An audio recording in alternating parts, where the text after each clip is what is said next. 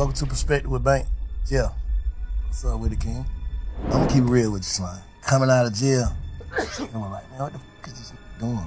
Talking on the phone, like, what the hell wrong with this nigga? Like, and what's the difference between him being in the interrogation room talking and you being in the interrogation room talking? You acting like I'm bringing the nigga name up there. I'm asking. I ain't saying. What make y'all young niggas feel like y'all can spin the police, though? This is how I feel, Slime. Me to you. I talked to Gunner when he first got out of jail. You don't like the word hurt. I see how you looked that day.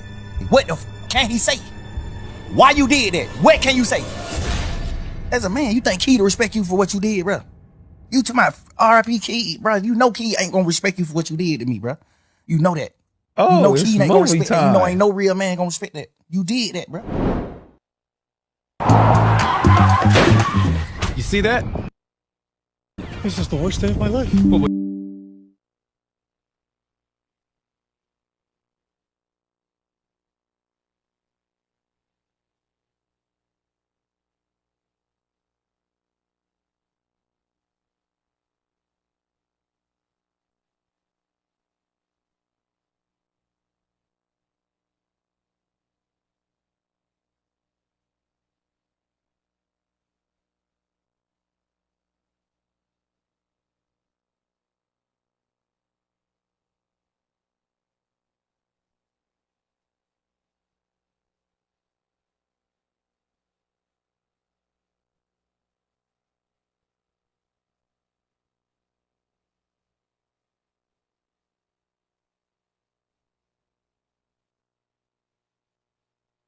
Oh, my bad. I'm muted like a motherfucker. Man. And I was just saying, yo, that ad wasn't even on the shit. This ad was in the fucking video. That's that Black Effect iHeartMedia shit. Never mind, I'm gonna shut up though. Today is a very, very special day. I got a very, very special guest. Most talked about person in the world right now. Jeff. What's up with it, King? Living life, bro. How you feeling? Zero, what up, bro? I'm planning. Planning. Poker That's face. what it's about. Where your mental at, though? Fucked up. Mentally, I feel like sometimes you be up, sometimes you be down, but I feel like mentally, the game that I'm in, I'm not into sports or you know, I'm not an actor, none of that. The game I'm in, no matter what, you want all eyes on you. I feel like right now, this moment, no matter how the eyes look, the eyes can look devastating, the eyes can look betrayed, the eyes can look however, no matter how the eyes look. In the game I'm in, you want all eyes on you. For ratting? No matter how they come. I always pray for that. God, I want all eyes on me. I no matter how the eyes look. This is what I'm like. Remember when 6ix9ine had all eyes on him? You know, every street nigga said, yeah, I wouldn't want to be the most famous rat. Now it's like, yo, I want all eyes on me now. I guess this is just him saying, hey. No matter how they looking. No matter how they looking. No matter how the eyes look. A lot of the eyes gonna be like, you did wrong. A lot of the eyes gonna be like, you right. Hey, before we get into all that though, like, you know what I'm saying, what's going on and, you know, the talk, whatever. That's the reason why I said I got Jeff. I want to talk. I ain't never seen you in no interview like speak on John Burr South with Lil Jeff. You know what I'm saying?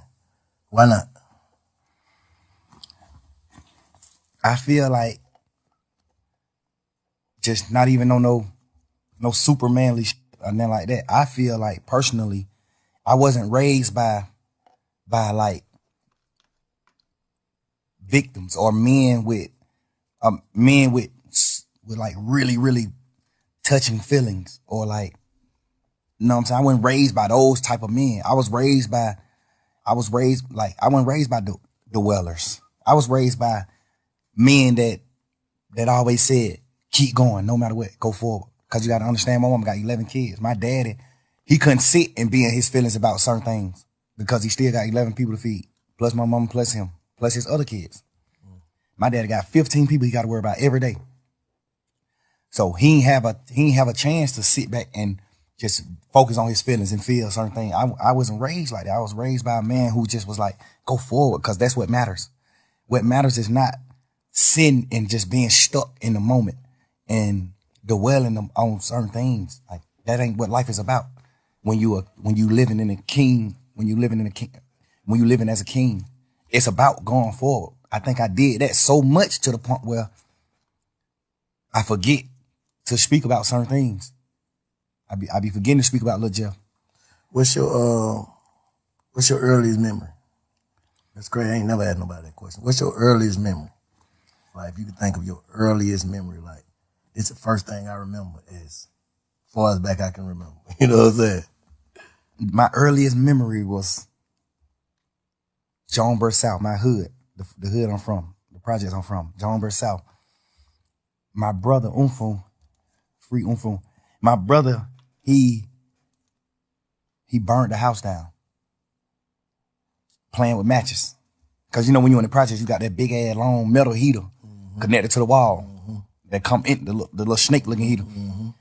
He playing with matches on that and it burnt down the whole building though. It ain't even burned down just our apartment, it burnt down the whole building. Damn. That's my first memory, like real life. You know, coming up, like, what's the first time you knew, like, that's your first, what type of memory would you say that is? Good or bad, or in between? Bro, we were raised so different. You too, bro. Men like you raised me. From, even if it's from a distance. Yeah. I always looked up to real street dudes, real guys who from the street and this and that. I always looked up to this. So men like, I don't even look at that like it's bad. Yeah. I look at that like a fun memory. Like, damn, that's how fucked up we are, bro. That's how we raised. Like, this nigga burnt down the house.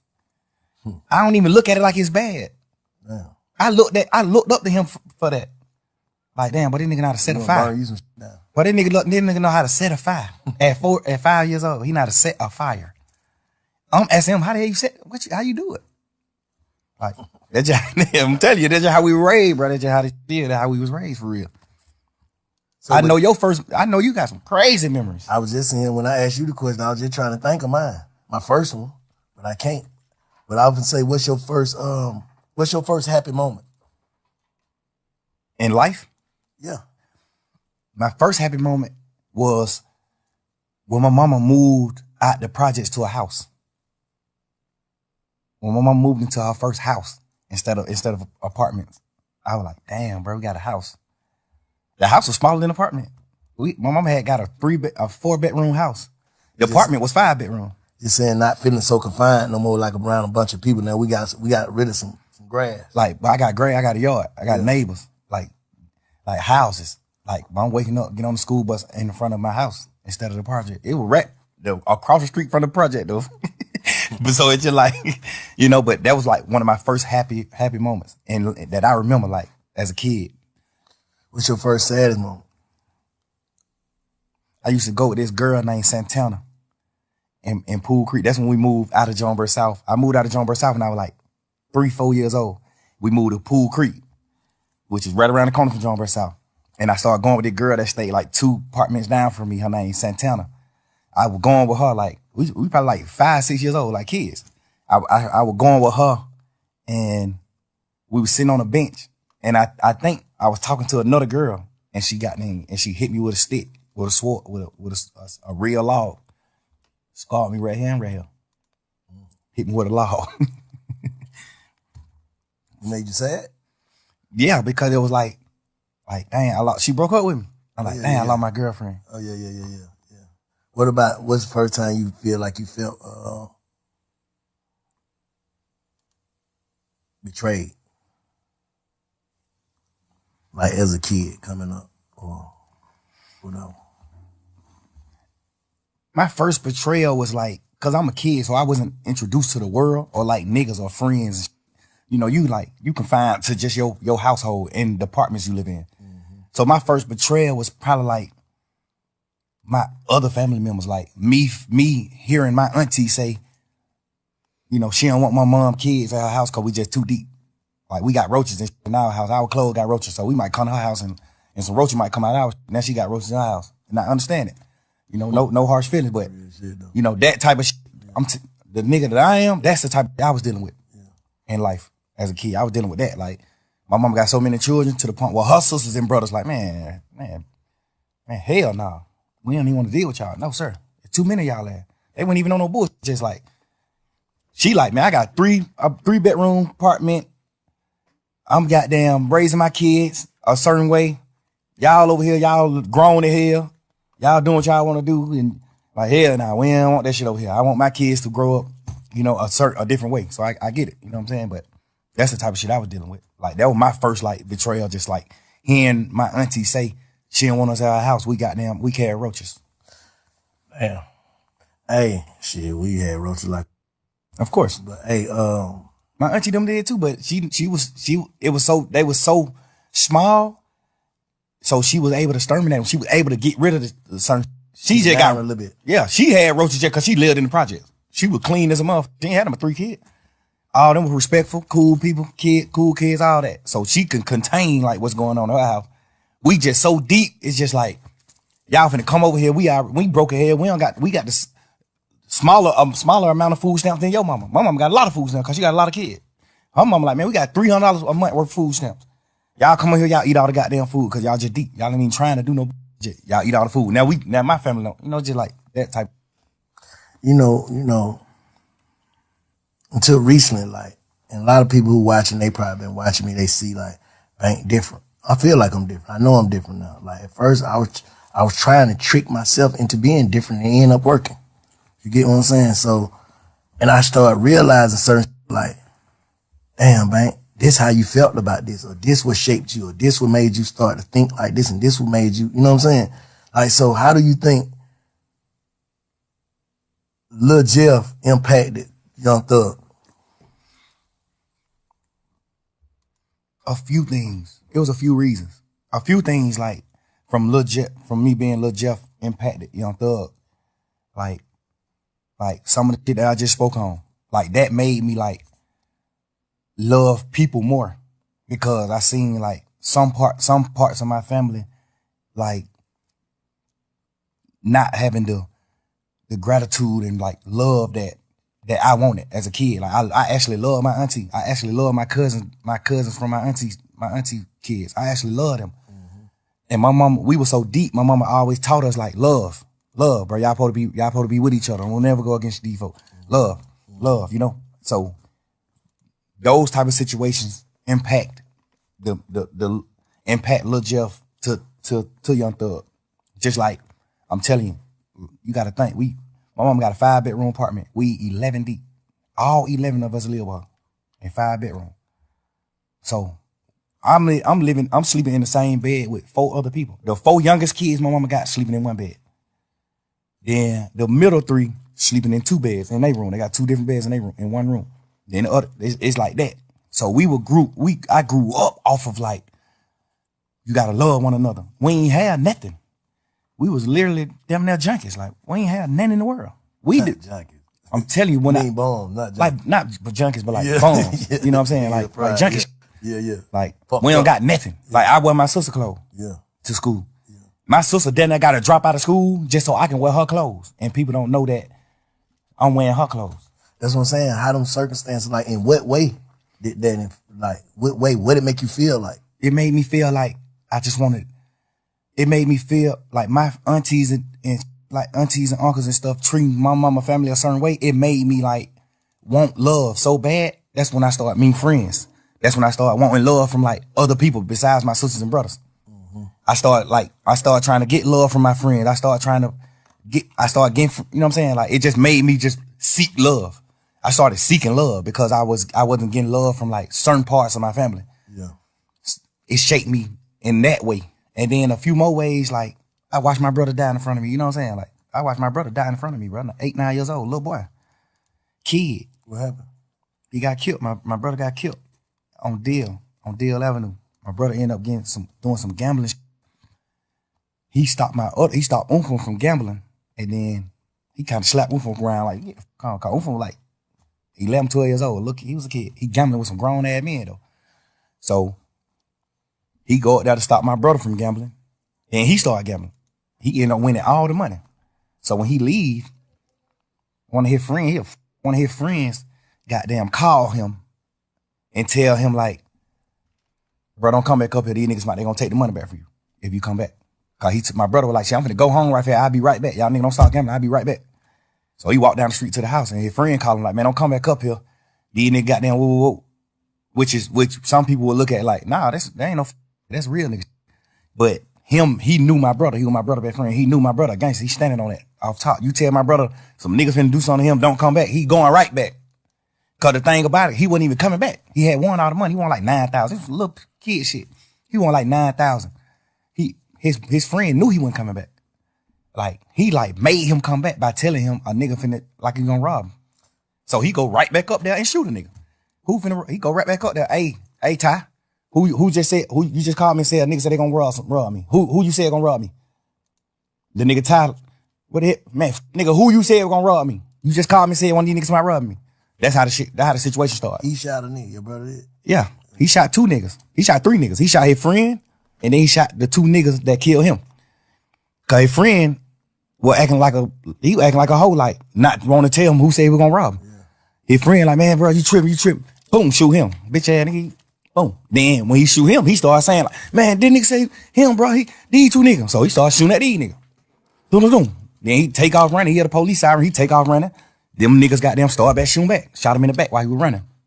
Ran down the street a little bit and fell on the ground. We ain't even offer him a bologna sandwich. Whoa. Around and just like, he just on the ground gasping like, man, hurry up, get me in the car, take me to the hospital. I'm joking. I think this is some old shit that's already known. No charges or people did their time. He just was telling us like, I feel like I'm dying. Like, I'm telling you, I feel like I'm dying, bro. I feel everything's slowing down. My heart rate, everything's slowing down. I feel like I'm dying. Y'all gotta, you know what I'm saying? I'm right here, bro. Little boy. I'm looking at my mama holding nigga hand like he going in shock. My mama like, Beanie, like, son, you hear me? You hear me? And he just like choking up blood, but he like, you can see he trying to say something, like he let her know, like, I hear you. He trying to say something, but he can't talk. Yeah. So my mama like, you hear me? Squeeze my hand. I'm holding one of his hand. My mama holding the other hand. She like, if you hear me, squeeze my hand, son. Squeeze my hand. Don't go, son. You squeezing our hand. I'm like, he still, you know what I'm saying? Like, I'm looking at this shit as a kid, bro. Like, so from that day forward, I always said, I'm gonna do something to the nigga that killed my brother. That just shaped my life. Mm-hmm. That made me cause I played football. I looked up to Michael Vick. I played football. I wanted to rap. I looked up to Lil Wayne. I looked up to Michael Vick. I looked up to Hot Boys. That just shaped me from all that. From that point on, I looked up to like steppers. I looked up to niggas from my hood, from Jonesboro South, that handle their business. That shit just made me a whole different person. That one situation. I was never like 9 years old. I was a kid. So from that point on, how like looking back on like, what changed? Like, what changed in you? Me, from that day, what changed in me was the way I viewed like niggas that wasn't from where I'm from. Cause that's what it boiled down to. Like, a Jonesboro South nigga got killed by a Deal Avenue nigga. So that just started making me be like, man, you ain't from Jonesboro South, nigga. You know what's happening? Now we living that type of life. So that's what I'm saying. Like, the situations I was in shaped me in so many ways. It ain't shaped me one way. Cause it was so many different situations, different scenarios to the point where it shaped me so many different ways. Like, me not getting love, the proper love from my entire family made me seek love from niggas and women. Me seeing my brother get killed shaped me to how I view niggas in the street, how I view niggas. Like, you know what I'm saying?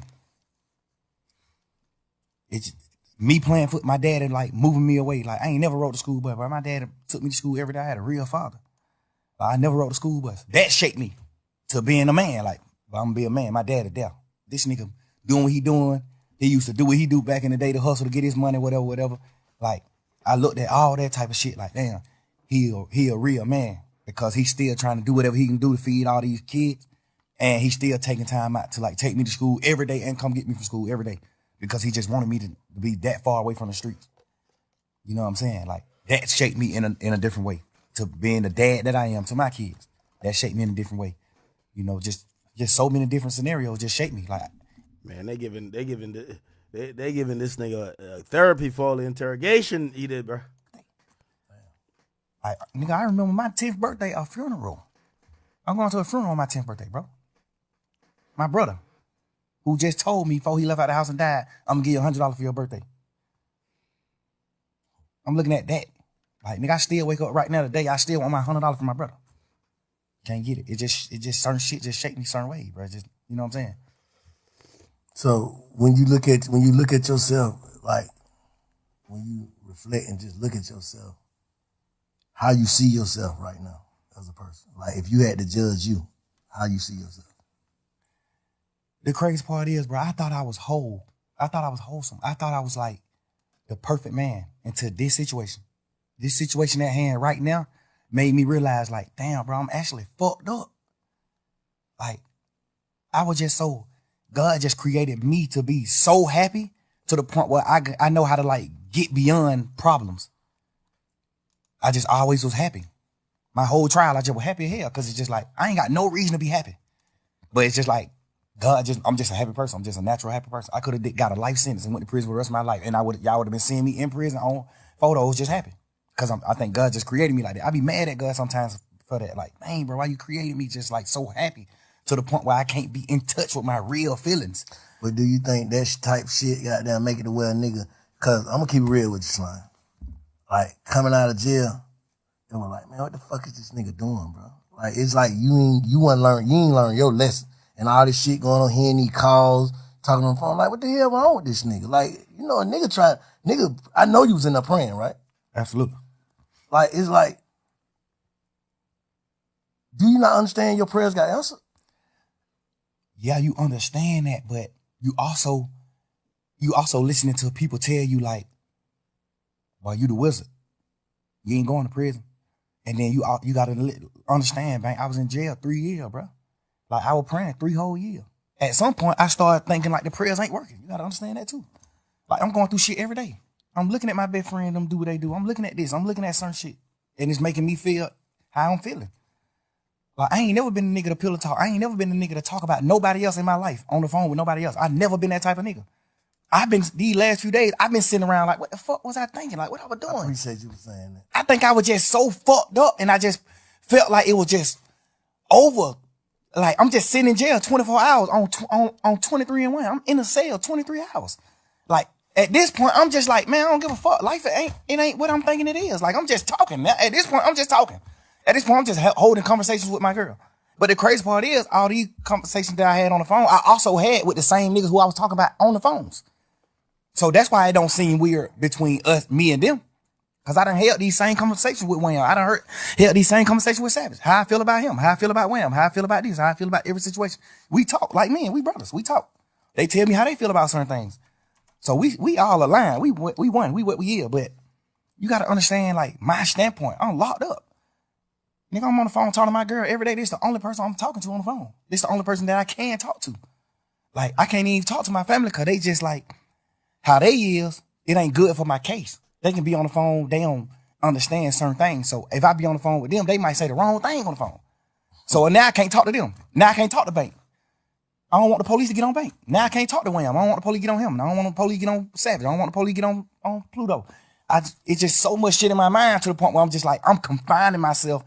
I mean, not confined. I'm like trapping myself to just communicate with one person. And then I might go to court and just get body slammed by the motherfucking judge, bro. And then I just got to come back to the jail. Now I'm on the phone with somebody that I love, whoever it is I'm on the phone with. And they like, man, goddamn, bro, goddamn, they say, this nigga right here been up pulling up on bro. This nigga pull up. Of course, I'm just like, bro, I just got body slammed by the jail. I'm just feeling how I'm feeling, bro. I'm just saying what I'm saying. Like, I ain't even tripping on that. I'm just saying what I'm saying. And I done told all these niggas these same things. But looking back on it, how you feel? You just said, goddamn, like, damn, you feel like you was tripping. I feel like I was tripping, but I feel like, cause I ain't never did that shit like that. I ain't never pillow talk with no girl ever in life. I ain't never in my life held no conversation with no girl about no another nigga ever until jail. And I've been trying to figure out like, why the hell was I even doing that? And then I just had to like think back to when I was in jail. Cause I did a long time in jail. So I know how to think right back to when I was in jail right now. So you've been reflecting. Hell yeah. And that's another thing I don't even want to do. That's why I don't even respect the phone call shit coming out. Cause all it do is make me think about when I was in jail, going through fighting for my life. All it do is make my girl think about those long ass conversations on the phone. We praying and we doing shit and hoping that I can get away from this shit and come out of it. Like, that's the weird part about this shit that's happening. Like, this shit, this shit just like a fun moment in the memes on the internet and trying to just like tarnish my existence and just my real nigga shit, my real nigga life to like, just to have fun with it. But not knowing, like, but this shit traumatizing the hell. This shit goddamn make me remember when I was in jail. This shit make me remember those dark ass days and moments I had, bro. This shit make my girl cry. She ain't even tripping about what we saying on the phone. Nigga, we said, whatever I say, I can say twice. I'm a grown man. I'm a man, nigga. Whatever I say twice. And I done said it to every nigga. They know that. So I ain't tripping on that part. I'm tripping on just like the world not knowing that. I'm tripping on the world just, oh, but look at this. Oh, hey, y'all, here go another phone call. Here go. It's just like, bro, y'all ain't understand what's going on. Let me say this. If you knowing that you told these people and you was on the side, how would you look at that? If you was from the sideline, just listening to Slime on the phone, on the jail phone, talking to Savage, talking to your girl, just about like everything, how would you look at that? If you didn't know, like you said, you done told these same people this, how would you look at it? It depends. If I was on the sideline and I never been in that situation, like no jail shit or fight for my life, I probably would look at it how people looking at it that ain't never been through shit. Okay. They probably looking at it like, man, you some bullshit. Why the hell you talking about? But if I was a nigga that had experienced certain shit, I would look at it another way. Mm-hmm. But, and me personally, I'm a smart man. I know how to think. So if I see somebody else going through this, I'm the type of person to be like, damn, I want to know what he think. Like, I want to hear what he was feeling. Like, why you do this? Why you said this shit on these phone calls? Why you was saying this shit on these phone calls? Because everything on the phone call came from questions being asked. Yeah, I think he capping, y'all. I think he capping. Who you think putting that shit up? Gunna. I don't know.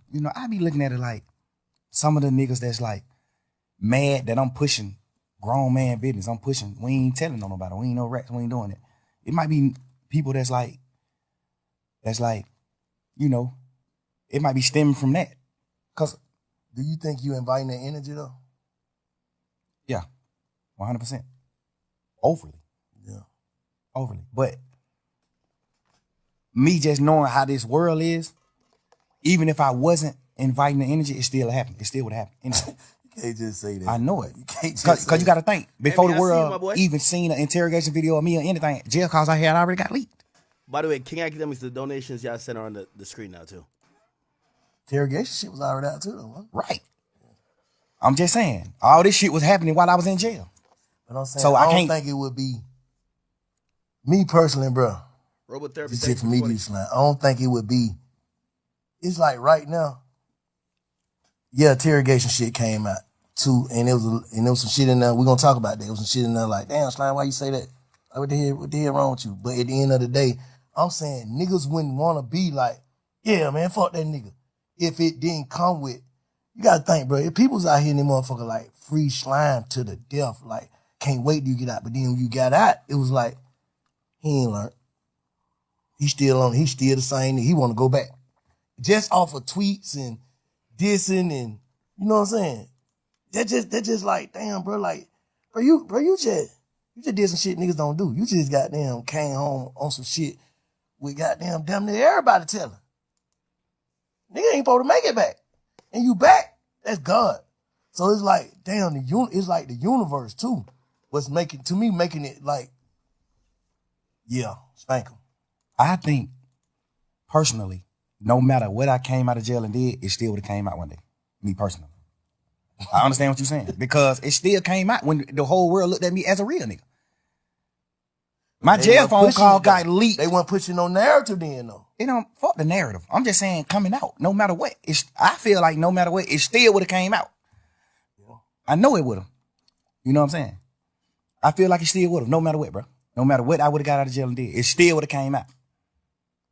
Yeah. Just because it was public record. Yeah.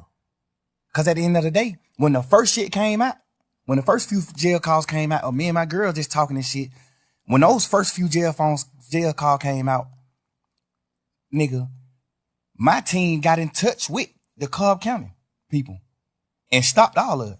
Like, shut down the whole system. Now you can't go get none of that shit. Okay. So what they tell you? Somebody been had it. They got it back then. And they just waiting to release it. Strategic.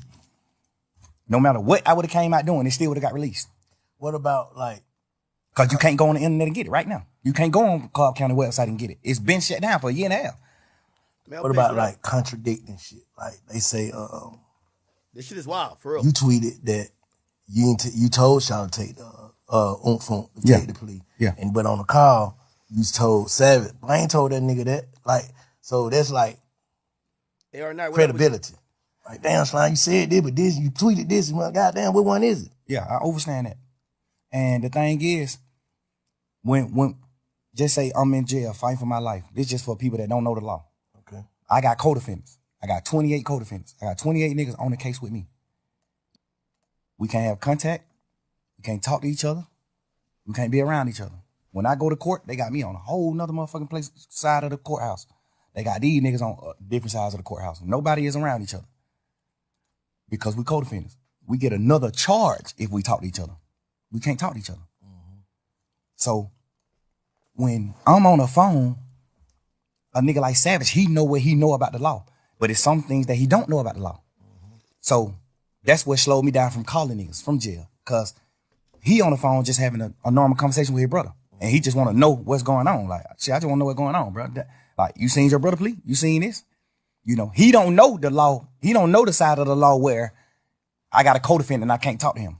So if I get on the phone on a jail call and tell Savage, yeah, I told Umfum to take his plea, that's another charge on me because I don't supposed to have contact with Umfum.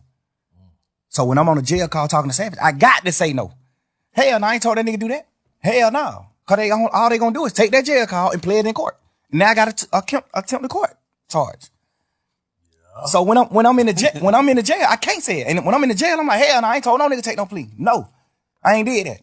Because I got to do that. I'm on trial. I don't supposed to have no contact with him. If I say I told my brother to take the charge, all they gonna say is, how you told your brother that? You must talk to your brother. Boom. The lawyer can get in trouble. All type of shit can happen. I'm on the phone all the time. Hell no. I ain't tell that nigga take no charge. Fuck no. I mean, I ain't tell him to take the plea. No. But when the case over, can't nothing happen to me by saying that. So when the case over, hey, let me clear this up. Just for the world to know. Because I told Savage no. I told Pluto no. That makes sense. Like, I told a few niggas who asked me like, hey, bro, you told your brother to do that? That makes sense. I'm like, hell no, I ain't telling him to do that. So obviously niggas that I fuck with in the streets, in the world, they looking at it like, all right, your brother did what wrong. You ain't tell your brother to do that. Mm-hmm. So I got to clean that up. Because I really did tell him after the case. Yeah. After the case. Hey, hell no, I overly told him to take the charge. But because it definitely looked like, damn, they took the same plea, so how the hell you gonna just single a gun out? You know what I'm saying? You know why? But you was done talking? Nah, go ahead. The reason why I differentiate his plea from their plea is that's like you telling your son to do something versus you not telling your son nothing and he do something. Mm-hmm. I told my brother to take the plea. We had a week and a half conversation. Talking a week and a half. Every day in court. My first time seeing the nigga since we been in jail. We crying each other all type of shit. I'm like, bro, get the fuck on. This nigga been in prison his whole life. You think that nigga give a fuck about going to prison? Boy, that nigga a man, gangster. Stand on that. Mm-hmm. Home don't give a damn about no sentence. Home told me every day in court, he told me, hell no. Boy, you tripping, bro. Boy, I'm rocking. You my brother, nigga. You my real live brother. Like my mama had. Your mama and we got the same mama, nigga. You my brother. If you go to prison forever, I'm going to prison forever. Fuck that. He's just a freak nigga. That's how he looking at it. Mm-hmm. Hell no. Nigga, I'm crying to this nigga every day. Bro, please, bro. You just got out of prison, bro. You just did 12 and a half years. Get the fuck on, bro. Please, bro. I'm on the phone with my mama. Nigga, my mama crying every day, man. Both of my son, man, bro. Y'all come back to me. I don't give a fuck what happened. Y'all need to come back to me now. Woo, woo. I'm telling my brother, gone. You got to get back with mama, bro. I'm going to be all right. I'm good. I'm a man, bro. I'm standing on mine. I'm going to be all right. I need you to go, bro. Why that nigga crying to me, boy? Bro, you understand what you telling me to do, bro? No. I'm a man. That nigga just had a life sentence, nigga, for not telling. He not a rat. No matter how you gonna look at nothing. This nigga just did that nigga just had a life plus 10 prison sentence for not telling. They got this nigga on the phone. Life plus 10 for the crime. Yeah, for not telling. Yeah. Nah, they know he didn't do it. They know he didn't do it? They know he ain't do it. He got a life sentence. You know that that motherfucking judicial system here, bro. They know they got the nigga who did the murder on the phone 2 days after he did the murder, talking to somebody on the phone like, man, y'all niggas stop playing on my money. I just had to step on the nigga a few days ago for playing on my money. They got him on a wired phone call saying this. They know who did the murder. They know who committed the murder. How to and Bugs you think when we had cameras at the house. I'm gonna read these. When the murder got committed, my brother was in the house. Umfum was in the house sleep when the shit happened. They got cameras from like other people's houses and shit of my brother leaving out the house after the murder. His best friends them was convicted of doing the murder. And they was in my mama car. Nigga, my brother still in court every day of his motherfucking life. Still to this day. told the judge, I don't know them. The judge like, dumbass nigga, we got phone calls with you and them on the phone. We got a phone call with you and them the night of the murder. They just talking about other shit, just talking about going to the club, fucking with hoes, all that. And the nigga just like, shit, I'm gonna pull up. I'm gonna come get you. The nigga dodging coming to my house because he know my mama gonna ask for her car. So he like, man, you gotta walk around the corner, get in the car.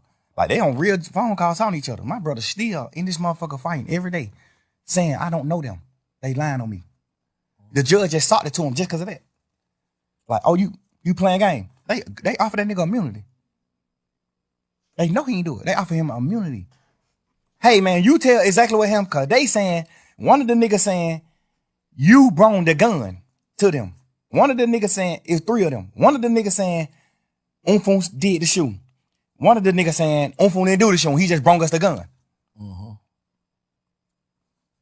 They like, why y'all didn't just come to the house and get the gun? Because we was in his mama's car. And if we would have pulled up in the driveway, his mama would have made us leave her car.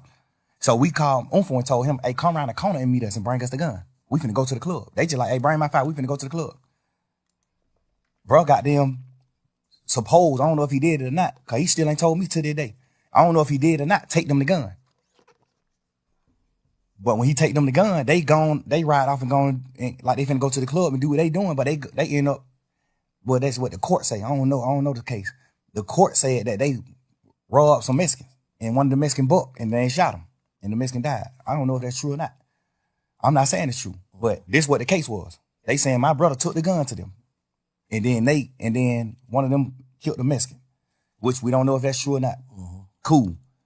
Goddamn, they got one of the Mexicans that didn't get shot. One of them got killed, and one of them they let run away. The one that ran away said, my brother is that nigga probably about 5'7", 5'8", red as a motherfucker, real Mexican, Chinese nigga. The Mexican that didn't get shot said the third guy that walked up was a tall black man with a ski mask on. They said, how you know he black if he had a ski mask on? He said, I seen his hands. His hand was black. So my brother, off top, everybody know that ain't him. No, they know 100% he didn't do the murder.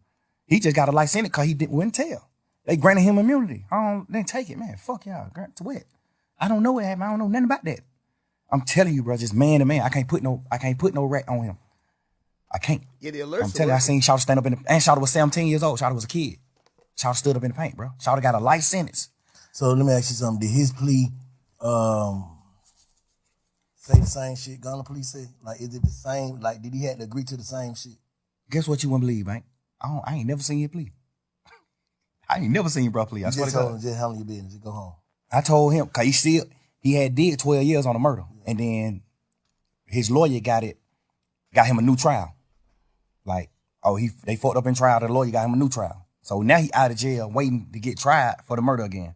They ain't gonna never try him for the murder again because they know it ain't nothing he doing. He ain't do that. So he wasn't gonna never get tried for it again. They were gonna just like goddamn keep resetting the trial date for the rest of his life. He would never go into court again.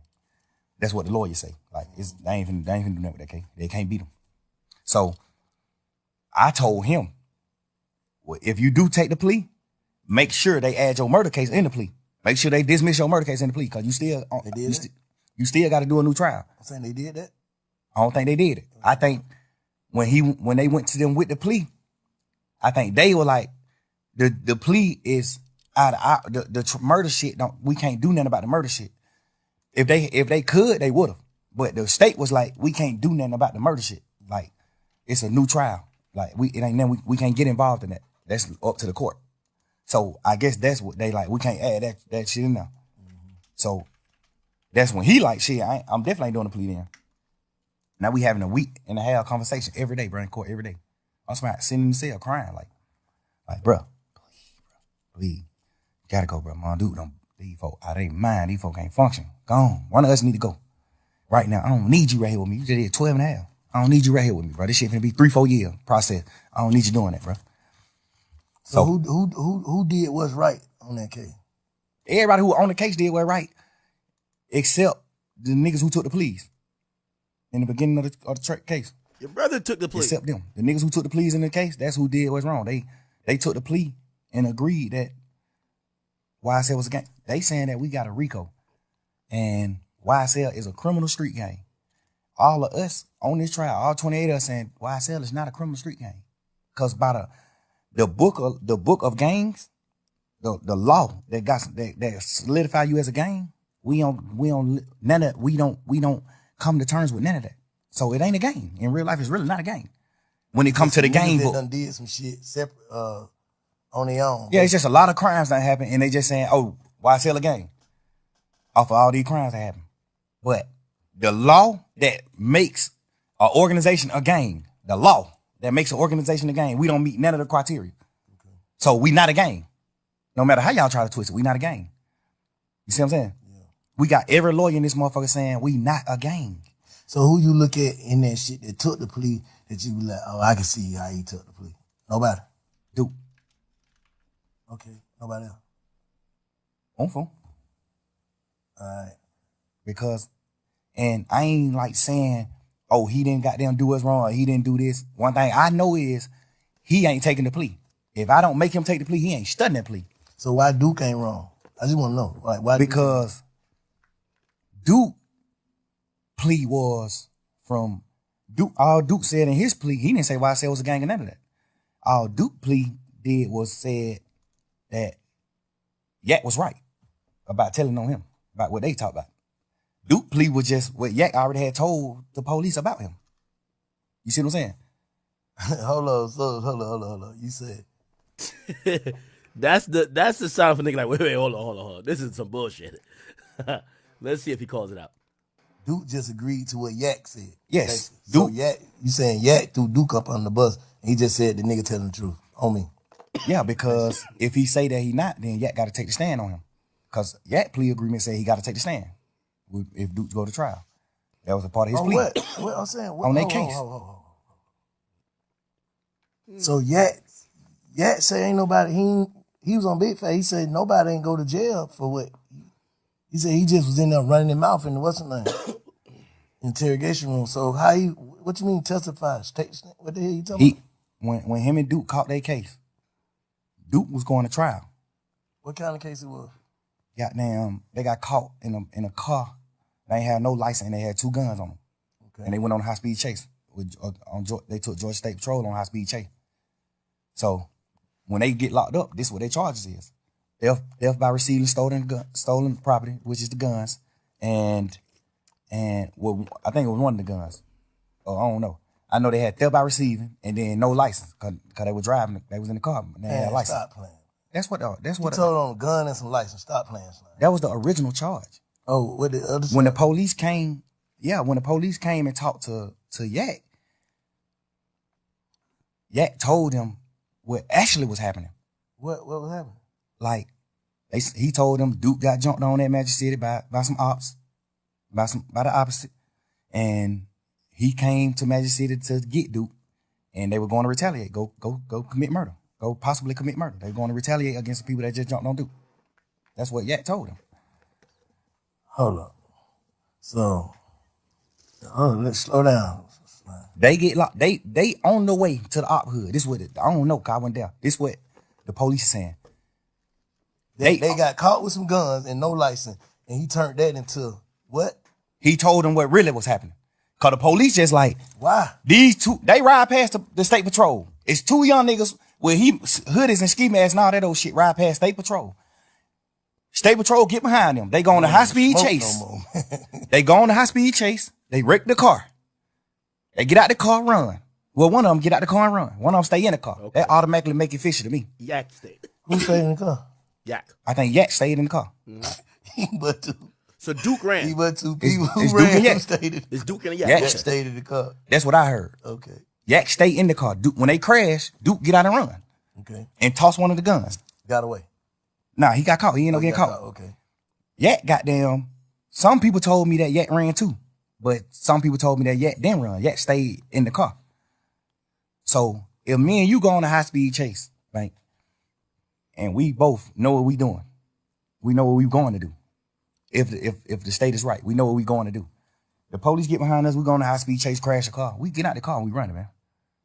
If I get out this car and run and Bank stay in this car, the only thing on my mind is Bank finna tell on me. Or Bank finna, even if you ain't finna tell on me, I'm finna think in my mind, Bank finna tell the police, it's him. Like, cause what you stand in the car for? He must know. He must got out. Basically, like he must got out. He must know something I don't know. If we supposed to run, basically what you saying, like if you don't run when the police is chasing you, you the one driving. You take them on a high speed chase. If you don't get out and run and you get out and let Duke run, you got something you finna tell the police. Not even if you finna tell the police, hey, I don't know, officer, I'm an Uber. We were just riding, this nigga, I don't know what the hell he got going on. He just hopped out and ran. You finna say something? Like, I don't understand why you not finna run. Yeah. Which is not bad. And that ain't really bad to me. Cause if you could spin 12, you can spin them. If me and you go on high speed chase and I hop out and run and you don't, all you can say is shit. Man, I know that young nigga from the hood. I don't even really know his name. Man, that young nigga told me to drop him off at the girl house, man. I was on the way home. I was finna drop this nigga off at the girl house, man. When goddamn y'all got behind me, but I know I can't go to jail, boys. But the young nigga got a gun, but I know I can't go to jail. So I just went on a high speed chase. Like, you know, it's ways you could flip it and then it make it good. Like, all right, cool. I understand why you sat in the car. If you can flip it, you can flip it. So I ain't gonna say he sat in the car cause he was gonna tell, but I'm gonna say it's weird that you sat in the car. Like, so what? All right, fast forward. If you sat in the car. All right, fast forward to what the facts. You say he Duke got jumped on that Magic City. Okay. Call yet. This supposedly. I don't know. Allegedly. Yeah. Duke got jumped on that Magic by some opposites. He called Yak. Yak come get him from Magic. Him and Yak get in the car and on the way to the ops hood. They on the way to the ops hood to retaliate, to go handle their business. Like niggas just jumped on him, he finna go handle their business. They ride past the police next to the ops hood. They on the ops street when they ride past the police. The police get behind them and turn the lights on. They go on a high speed chase. They crash. They get out and run. They get caught. They in jail for driving no license and firearm in the car. This the charges. Mm-hmm. The police come question Duke. Duke don't tell Duke like, man, suck my dick. No. The police go question Yak. Cause I think Yak was in some more trouble too. So the police go question Yak. So I guess that's his way of being like, shit, but I gotta try to get myself out of trouble. I'm in deep trouble. Like, even though Duke got this little bit of case, I got this same little bit of case, but I got more shit. I'm on probation. I just got out of jail. Yak got a deeper rap sheet. So I thought he said he took the charge though. I thought Yak took the charge. He said goddamn, ain't nobody go to jail but him. Like, he don't want this time, and Duke Duke went to jail, bro. No, I'm saying like convicted. Basically, like Duke got some probation. Duke got convicted. He got probation. 6-month probation. I think he got a year probation. So Shawty went to the Fed though, so he had to take the gun charge. No, he went to the Fed because that was like his 5th, 6th time getting caught with guns. So your 5th, 6th time getting caught with guns, now the Fed's involved. Now the Fed like, hey man, they keep getting caught with guns. Now the Fed snatch you. Now the Feds give you the gun charge. So you can't take the gun charge. The Fed gave you the charge. The Feds gave you the charge. You didn't take you running around saying you took the gun charge for Duke. Now you didn't. In your interview, you said the gun was my gun, but I gave it to Duke. Everybody know in a court of law, if you say, hey, this is my brick, but I gave this motherfucker to a bank, whoever is in possession of this brick, that's who brick it is. That's a fact. Whoever in possession of this gun, that's who gun it is. I don't give a fuck. You can tell the police 1,000,000 times this your gun. Duke get caught with his gun. This motherfucker is Duke gun. I promise you that. Yo, isn't it sad? This thing is really on this interview just explaining crimes. Yo, rappers need to realize you're now explaining crimes online, but fuck it, we'll enjoy the entertainment. That's how they go. So the Fed snatched him, and when the Fed snatched him, his charge in the Feds was the gun charge. It's because he had more than one, but like yeah, the Feds just were on him. Like, we on him. He keep getting caught with a gun. He done beat murder charge, all type of shit. He done beat murder charge, all that. So the Fed already. No, I'm not saying he's a rat or not. I'm just saying, think about what's happening. You're going to the internet to explain crimes in the streets. If that doesn't tell you you're hustling backwards, I don't know what tells you that. He get caught with take the stand. Why? I'm saying, so Duke didn't go to trial. That's why he. No. The thing about it is, I don't know if it's true or not, but Yak told Duke, man, just take the little probation shit. And I feel like he told Duke that because he didn't want his interview to come out. Because if Duke go to trial, you got to take the stand.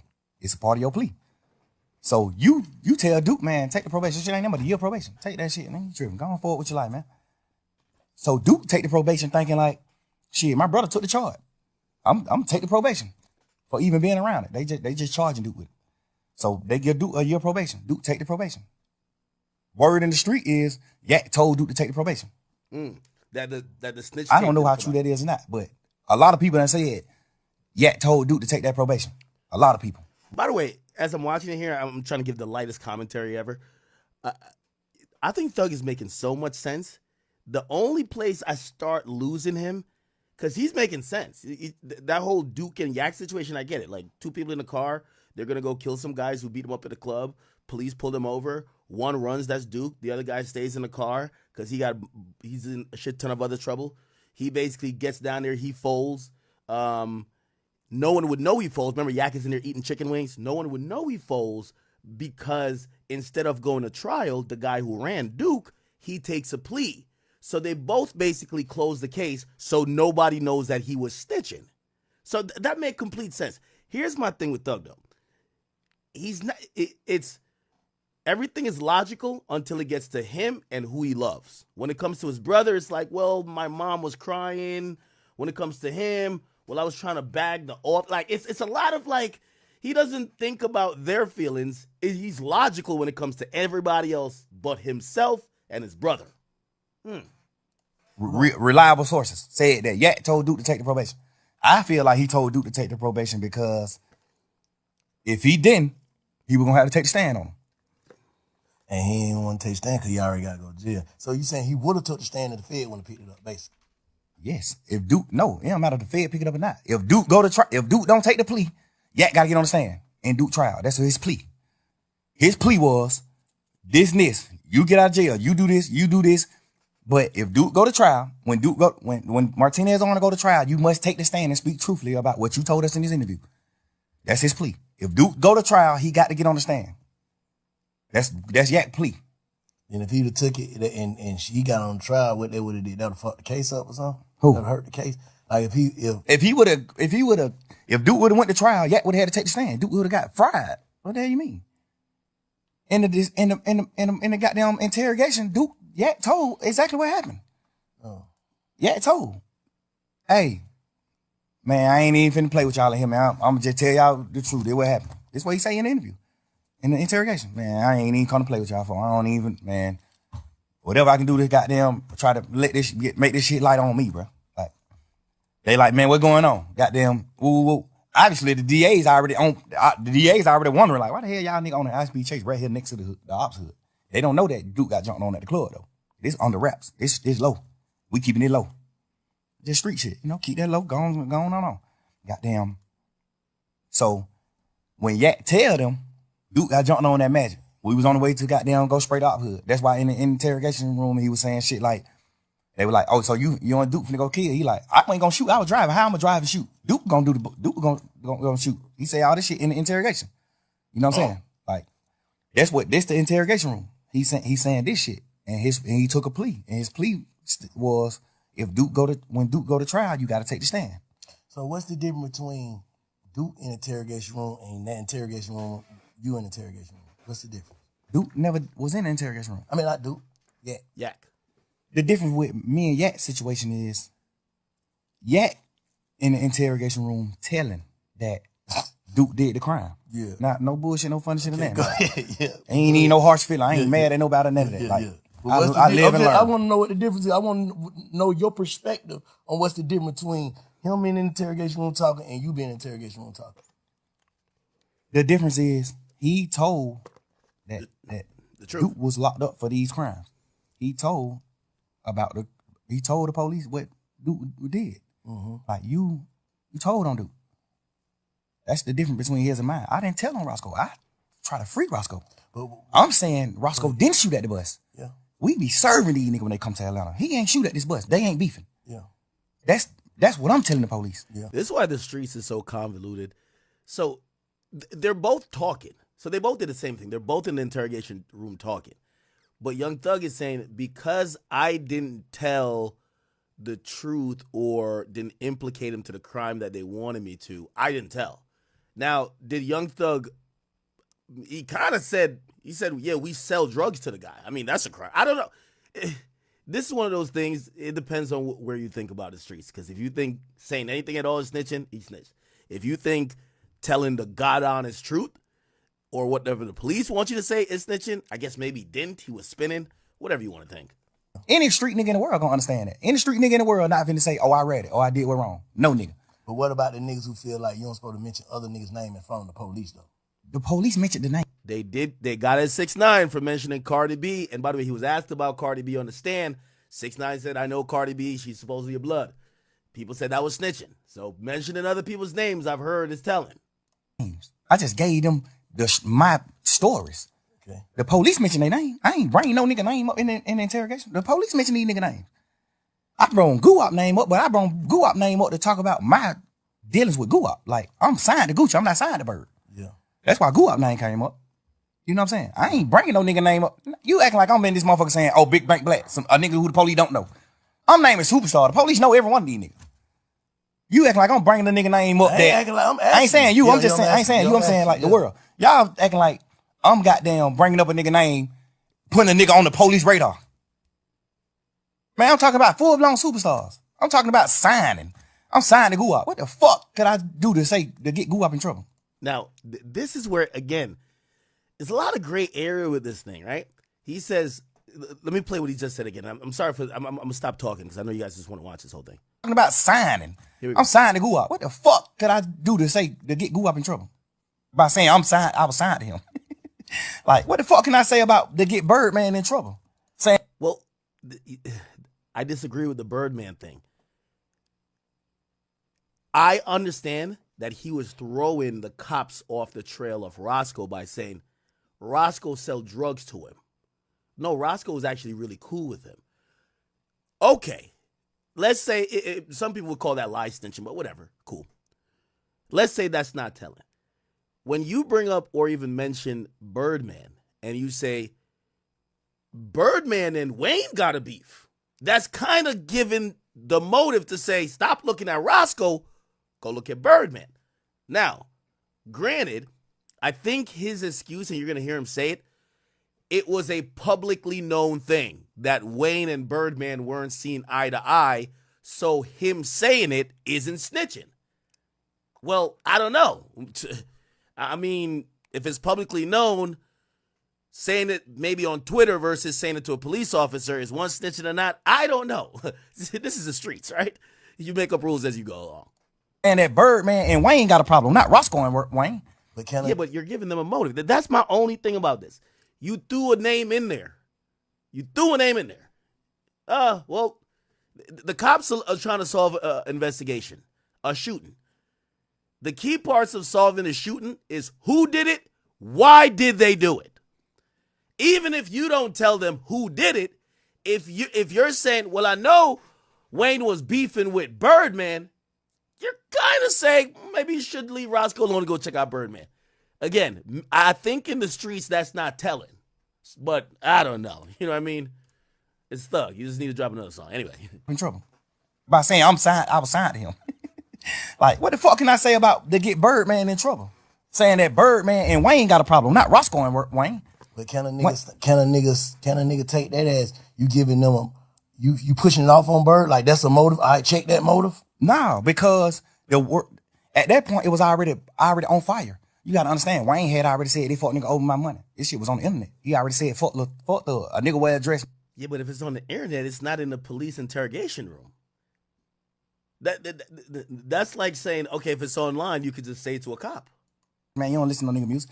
He already did all this shit he did. So this shit already in the public. This shit in the public eye. I'm not sitting here telling them nothing, giving them something to go with, a story to go with. I'm in this motherfucker saying, man, y'all, what you talking about? Like, what the problem is with Bird and Wayne? You know what they saying the problem is? They saying that Birdman, they paid him. Mm-hmm. Like, what the fuck is you talking about? Yeah. Like, you know that. Even though I feel like, personally, I shouldn't even been saying that, because y'all already know that. Yeah. So why do I got to sit in here and reiterate that? But, you know, you just a young nigga. Well, if the police are talking to you, it would be assumed that they didn't know that, you know? So why tell them something even if it's online? Why even? Because you could have not confirmed that, be like, oh, they're fake beefing online. Just like how you're saying that you and Wayne didn't have a problem, You could have said that about Birdman and Wayne to say, oh, that's joking. Like, they're joking. They're going to drop an album together. Instead, you're kind of confirming, yes, that's real. And you're not just a random Twitter user or person online. You're someone kind of close to it, right? And this motherfucker think you flim flamming these folks. Yeah. But the difference is, I'm telling these nigga my partner ain't committed the crime that he in jail for. And a nigga like, yeah, telling the police that Duke committed the crime that he in jail for. That's the difference. Yeah. Me asking you, do you understand the difference? I understand the difference, but like I said, Slime, I told you this, like, you know, looking at it from the side is like, why would you tell that lady, take your number? If you look at the whole interview, and I'm gonna put the not the audio, I'm gonna put the video out so you can see the actual video too. There is video. I told the lady to take my number on some flirtation shit. Like, we just flirting. When we first come in the room, I was flirting with her off top. All this shit on video. When we come in the room, I'm flirting with her. When we sit down talking, she's sitting at the table. I'm talking to her. I'm flirting with this bitch. Not mean to call her no bitch. I'm flirting with this lady. Like, and at the end of the video, when everybody getting up and leaving out the room, I'm still talking to her because she getting up late. Like, she still like getting her shit together and getting up. Like, well, all right, goddamn good talking to you, woo, woo, woo. And I'm like, man, you don't know anything. Get my number, baby. I make promises. You know, I'm just flirting with the lady. Obviously, the world gonna look at it how they want to look at it. Now, I'm gonna be a little fair. Only in Fulton County do the criminals fuck all the cops and the judges and the lawyers. Shannon Stillwell just married his attorney or had a baby with his attorney. From what I've heard, in Fulton County, a lot of these, like, lawyers, women lawyers, and even judges and clerks, they like fucking on the criminals. So maybe that's the thing, and maybe Thug was actually flirting with the cop. I don't know. But it did sound wild. So maybe we need to see the video. I'm trying to be fair. Wrong shit to say, Slime. Just looking back on, don't you feel like that's the wrong shit to say? I feel like that's the wrong shit to say if I was saying it for the reason, if I was saying it for another reason. I'm saying hearing it. Hearing it. I'm saying Obviously. you hearing it, what that shit sound like. Back like, damn, I I shouldn't say that. Right, I understand what it sounds like. Yeah. Because I'm mad at niggas for saying shit like that to the police. But the difference about me is, what in that interrogation did I tell the police for you to think that I'm saying, if y'all want to know anything else, get my number? I didn't tell them nothing for me to even say, if you want to know anything else, get my number. And don't tell nobody. What the fuck did I tell them in the interview for them to even, for a fan or a nigga who looking at the interview? What did I say in the interview for you to even look at this interview and say, and not say he playing game? Man, nigga just playing game. He talking shit. He ain't even tell them shit. Like, yet, you told. They said who killed Nut. You said Shannon and Woody. I'm trying not to interrupt. But you know how Thug said him mentioning Birdman's name was cool because everybody, quote unquote, knew because it was known online? Well, Gunna saying that YSL's a gang. I knew YSL was a gang because I seen it online. I seen y'all throwing up gang signs. So what if he said it in court? You see how we go down that slippery slope? If you could throw a nigga's name in there and you're like, well, everybody knows about the beef online, so why can't I say it to the police officers in the interrogation room? Everybody knew about it online. Well, why can't Gunna just say in court, YSL's a gang? You see, it's like it's rules for y'all, not for me. And by the way, I love Thug, and I'm giving him all the grace because I don't believe he was in that room trying to cooperate. Thought he was trying to play some games, naive, nervous. I don't think he was in there like, let me snitch. But by his own rules that he's judging other niggas and calling them snitches, well, brother, you don't look that well. You did? Yes. So at the end of your shit, when the police say, well, all right, man, you got anything else you want to say? Yeah, I got it. He say, hey, now I'm locked up. Y'all got me locked up. Y'all got to let me get out so I can goddamn get around and then I can have something else to tell y'all. That's a difference than me saying it because I didn't tell them shit in my interrogation video. I'm in this motherfucker talking shit with him.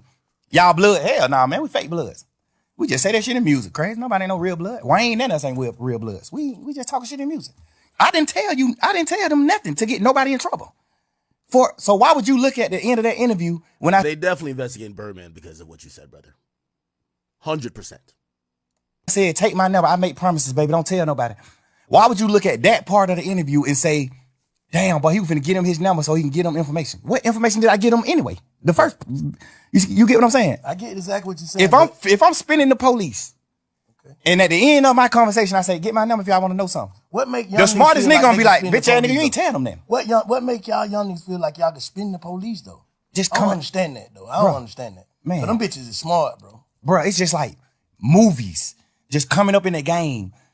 When you a real nigga, bro, I feel like I'm a real man. I feel like I honor and I love every nigga who I love. Yeah. So I'm willing to do anything to help a nigga that I love.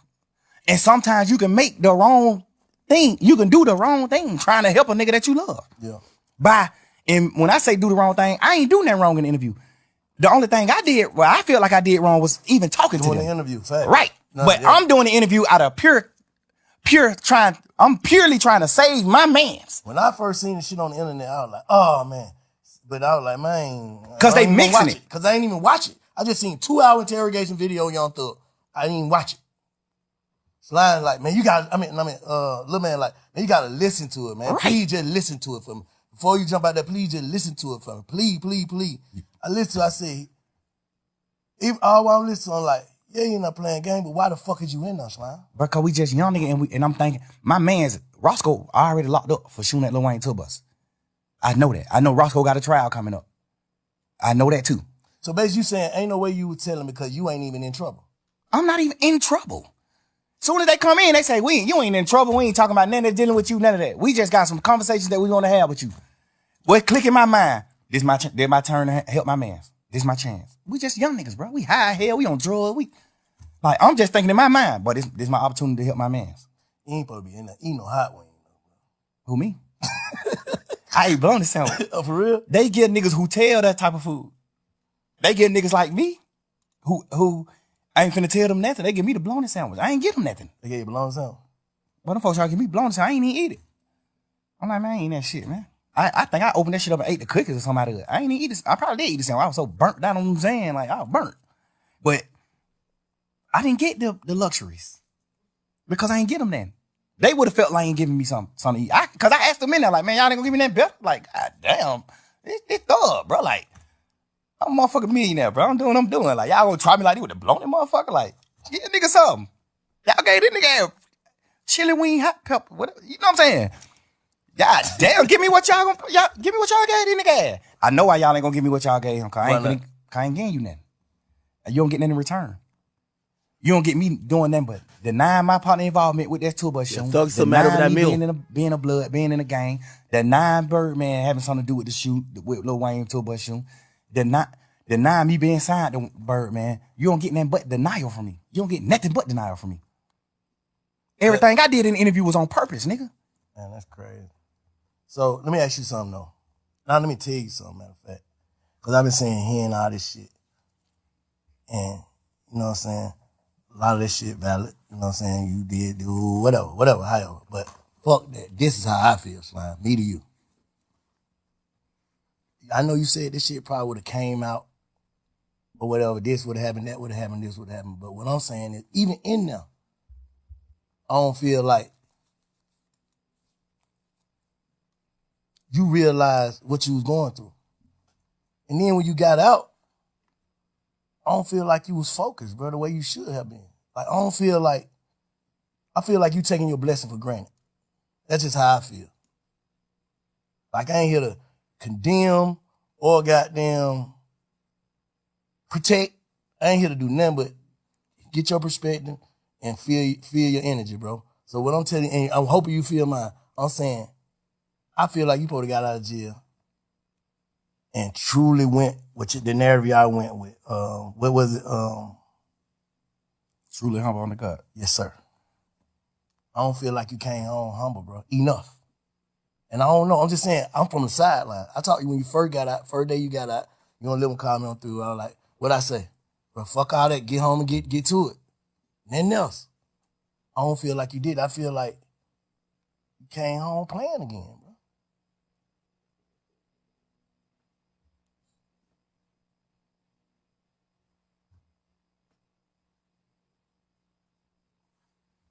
I don't need, me personally, I don't know, Bank.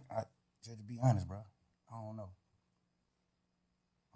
I think the crazy part is I thought I came home on fire. I thought I came home just like popping that shit and just living life and getting back to life and enjoying. Like, but you still gotta understand this too, man. My whole life, I poured into people. I built niggas' foundations. I built niggas up my whole life. Any nigga you can name, I play a major part in their success. I witnessed that. And I feel like you got to look at it you got to step in my shoe, Bank. I got to get out of jail. Mr. Wavy, what up? And rebuild. I got to get out of jail and rebuild this shit. I can't get out of jail and just hit the ground running. That's what dumb niggas do. That's what a fuck nigga do. They go past what the fuck they did wrong and they just keep going. Rebuilding doesn't mean what, like rebuilding your mental? Rebuilding my mental, rebuilding my financial stability, rebuilding my organization, rebuilding like the way the world looked at me, the way the world perceived me. Cause you gotta think, I get out of jail. I spent my last 10 years every day with my friends. And we building, we showing the world, this how you supposed to be, this how brothers is, this hood is, this how we supposed to do it, this what we doing. So I get out of jail, now I don't got them friends no more. So I just get out of jail. I'm used to being with them. My last 10 years, I've been with them every day. So I get out of jail, now I gotta learn how to not be with them. And not because they dead or they went to prison or they did it, because they betrayed me. I can't just get out of jail just going forward, bro. Like, I thought That's why I don't like this. I know I ain't gonna like this interview. Young Thug's still the victim. He's still the victim in all this. Yeah, niggas betrayed me. These niggas were broke trying to kill people for you. They were trying to do bullshit for you. How the hell you the victim? I was though. But this situation at hand just let me know, like, damn, you ain't going forward. You wasn't going forward. But then I look at it like, damn, why I ain't going forward and not going forward like success? Because I don't look at them niggas like they successful. I ain't moving on. Why I ain't moving on? And I think like, because I got to rebuild. So do you think watching a nigga look as if they like Gunna? You think watching Gunna look as if though he ain't hurting about this shit or moving on, that shit hurting you even more? You don't like the word hurt. I see how you looked at that. But a nigga gotta know when they hurt, bro. Cause the only thing you're explaining is you talking about betrayal. Those words bring heartbreak. Yeah, but bro, we gangsters, bro. We men, bro. We bosses, bro. Ain't no such thing, bro. I cried on the internet about that. Give a fuck. I ain't that gangster. I know, nigga, our heart is fragile. Cause I look, and I said this, and I just seen on, I don't listen to all them jail calls too. Yeah, man, what the hell this nigga talking about today? But I listened to that motherfucker, and you said something like, cause I had already told Lil, I said, bro, the reason why Slime, and it's just me, I could be tripping. The reason why Slime ain't fuck with Gunna, cause he already done put the word out and stamped it to niggas, and he gotta stand with these niggas. Not saying it's right or wrong, it's like, shit, how the hell I'm finna make these niggas fuck up their friendship or whatever, they camaraderie with the nigga, and then I come home. I feel, and then I ain't never told you this. I talked to Gunna when he first got out of jail. I was trying to get an interview with him. He like, man, I ain't worried about none of these niggas saying, I know my brother in that box fucked up. I was just in that motherfucker fucked up. That nigga mind ain't right. Whatever. I don't give a fuck if he is telling these niggas fuck me. If it ain't fuck me when he get out of jail, they're my brother. You know what I'm saying? I love that nigga. I know he love me. He knowing I wouldn't have did that shit. I triple asked them folk, is this gonna affect my brother? That's what he told me. I took it for face value. That's what he told me. That ain't the truth. All right, I'm just telling you, I'm on the outside looking in, I'm just telling you what he said. That's what he said. He said, oh, I ain't saying that the truth he ain't said. I'm saying, yeah, that's what he said. He like, I'm just waiting on his word. I don't know, cause his lawyer could have told him, his lawyer could have fed him some bullshit. My lawyer just a real one. Brian, a real man. He gonna tell you, hey, this what we got strength at in this trial, this what we lack at. This what you fucked up at in this trial. This what you got their ass. So that's part of the reason why I took my plea. Cause he like, you gonna win the case 100%. You gonna get acquitted. But you can't get acquitted for the shit that they found in your house. It's in your house, the house in your name, everything. Like, even though it ain't your shit, they still got the law tell the jury, you must charge the owner of the house with these items if it's in his house. Mm-hmm. So Brian always told me, like, this is where you gonna get convicted at. This is where I feel like you could get convicted at. He said, you still can win it, for sure. I think you gonna win it. But I can't tell you, I can't be no bullshit like these other nigga lawyers. I gotta tell you, hey, this is where you strong at. You strong at every corner of this case except this one. The shit they found in your house, you not strong in that. No matter what. 9 times out of 10, you will get convicted of this. No, I'm thinking about you saying like you had to rebuild, you had to move on, and niggas from 10 years. You had your partner that been with you 10 years, and then every day. But I used to see you on Gunna every day. Like every day, like to the max. Like you don't do that every day, but it was a different every day with you on Gunna. What I'm saying is that shit like a marriage almost. You dig what I'm saying? So it's like you having your wife, bro. And this ain't even just your wife. She came in with you. She came into the relationship bossed up, millionaire, doing this shit. She came a bum. She came with nothing. You made her a millionaire. You foundated her. You built her with all honesty. Like you built her just on some honest shit. Not even on no, I'm finna build this project. It's just like, damn, boy, I look at this little nigga like my little brother. I love that nigga. I'm finna try my best to help this nigga do something. I ain't even know this nigga rap when he first came around me. I just was just like on some shit like, man, everybody with me, I'm taking them with me. We going with, I'm finna figure it out. If he don't rap, I'm finna, whatever we put on this internet and the fans say, what the fans commit him, the fans put on him, that's what I'm finna make him go with. If we get on the internet, he don't even gotta be a rapper. If the fans say, but then nigga got this shit, this nigga drippy as a motherfucker. But I'm finna make sure you fresh as a motherfucker every time they see you. Like I'm just don't do whatever I can do to help my niggas. Yeah. Or my girl, like whatever. I'm doing whatever it takes. You know what I'm saying? So have you ever actually sat down and thought to yourself, how do I really feel about this? Not how, well, I take it back to this. How do Jeff feel about this before I saw my brother get killed? How would he feel about this? About what? About Gunna, period. Just all the way. Like, how do you, like, I'm trying to get you to tap into, like, how do you really, really feel? I know how we know how we supposed to feel about shit. Fuck that nigga call me. That's how we supposed to feel. But how you really feel. How you really feel about this shit. Like, I really, really feel. I feel like Truth word. King Truth. That's where King Spider come from. King Truth is the big homie. Where you might get. Yeah. King Truth, our big homie. Yeah. I honor Truth words to the T, no matter what. I'm with him to the T. He not a bad man. He a real man to me. What I identify as a man. I honor his words. He told me before he died. He didn't tell me on his dying bed. He just told me before he died. Gunna is my son. Take him with you, thug. Get him out of the hood. Get him out of Shady Park. Take that boy with you. That's my son. And then just so happened, he just ended up dying. And I honor his word. I honor his word, bro. I took that nigga with me everywhere, bro.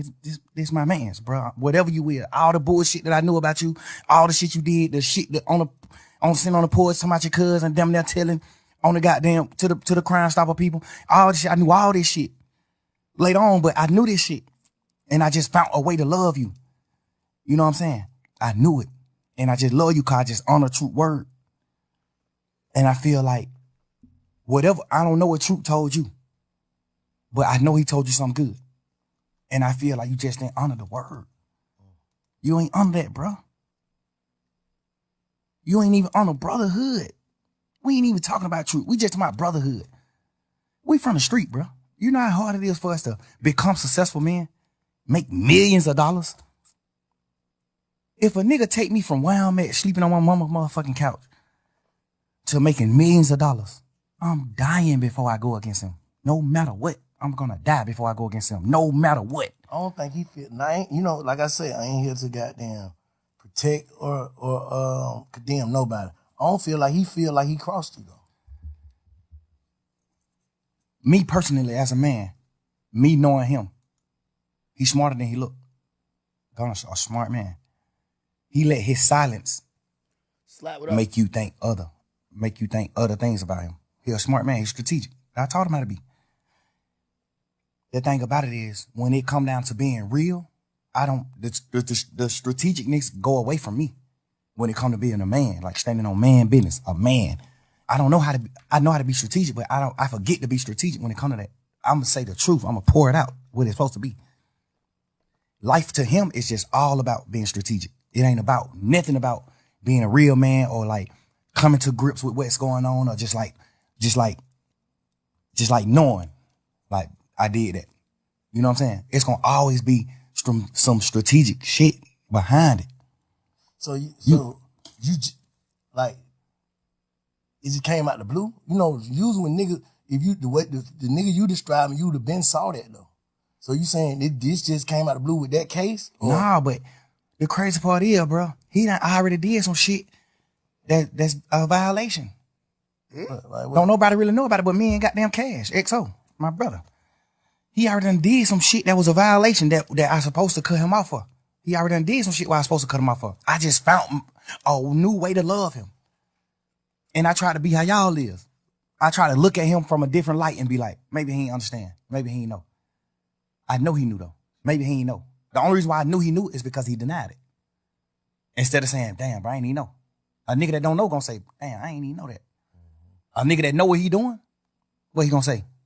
Hell no. I denied it. Like, hell no, right? Hell no. Like, that's just how the circle of life. That's how I go. You gotta understand, bro. I had him man with me every day since late 2015. I had him man with me every day, bro. I made that man I made him a millionaire. Like, I bought his first apartment that he lived in. I bought it with my money. I made him put his money up. Keep your money. I bought it with my money because I had a little extras. I bought that shit. I went half and half with you to buy your mama house. Your mama first house, get her out of the hood. I did that. Me. I told you to go down there to the country town and get your daddy, no matter what your differences is with your daddy. I told you that. I know for a fact, me personally, I know your dad don't look at you like a real nigga. I know that. This my man's. Your dad is my OG. He don't look at you like that. I made you go get your dad. I made you reunite with your family and do the right thing. I just poured my all into him, bro. I gave this nigga more time than my children, bro. I gave him more time than my kids. I gave him more time than my old lady. Like, I poured my life into these people, bro. Like, every second. I went half on your mama house and bought your mama house, bro, because you didn't have the money. I went half with you. I bought your brother his first truck and let you present it to him like you bought it. Your brother on the internet, man, yeah, fuck that nigga, throw it. Like, nigga, you don't even know what's going on. Like, you don't even know, bro. Relax. This shit that nobody don't know, but we men, so I don't be can to speak on that type of shit. We men, I ain't do it for that reason. I did it because I just honor my brothers, my friendships. And brotherhood, I honor that shit. I love you, bro. So, damn, that's cool. So you still love him? Bro, I poured so much into this nigga, I can't even hate him, bro. In jail, I thought I hated him when he took the pleas and shit, when they did that. I thought I hated these niggas. Nigga, my girl made me realize, like, boy, you don't hate him. You just mad at him. Yeah. You don't hate him, bro. You hate him motherfucker, you stop talking about him. Why you hate a nigga, you on a whole nother type of time. Yeah. You stop talking about him. Like, but I don't wish no ill will on him. No ill feelings at all. Stop the man album though. That shit hit the way. That fucked up. Like, because I was just angry. Okay. But it seemed like nobody understanding why I'm angry. Like, bro, all the shit I did for this nigga, bro. Like, what are you talking about, bro? I put my whole label, my whole shit behind this boy, man. Like, nigga, you think Key, dad, you think Key will respect you, nigga? As a man, you think Key to respect you for what you did, bro? You to my R.I.P. Key, bro. You know Key ain't gonna respect you for what you did to me, bro. You know that. You know Key ain't gonna respect that. You know ain't no real man gonna respect that. You did that, bro. Stand on it. You did that. Everybody talking about why he ain't say it and why he quiet. What can you say? What can you say?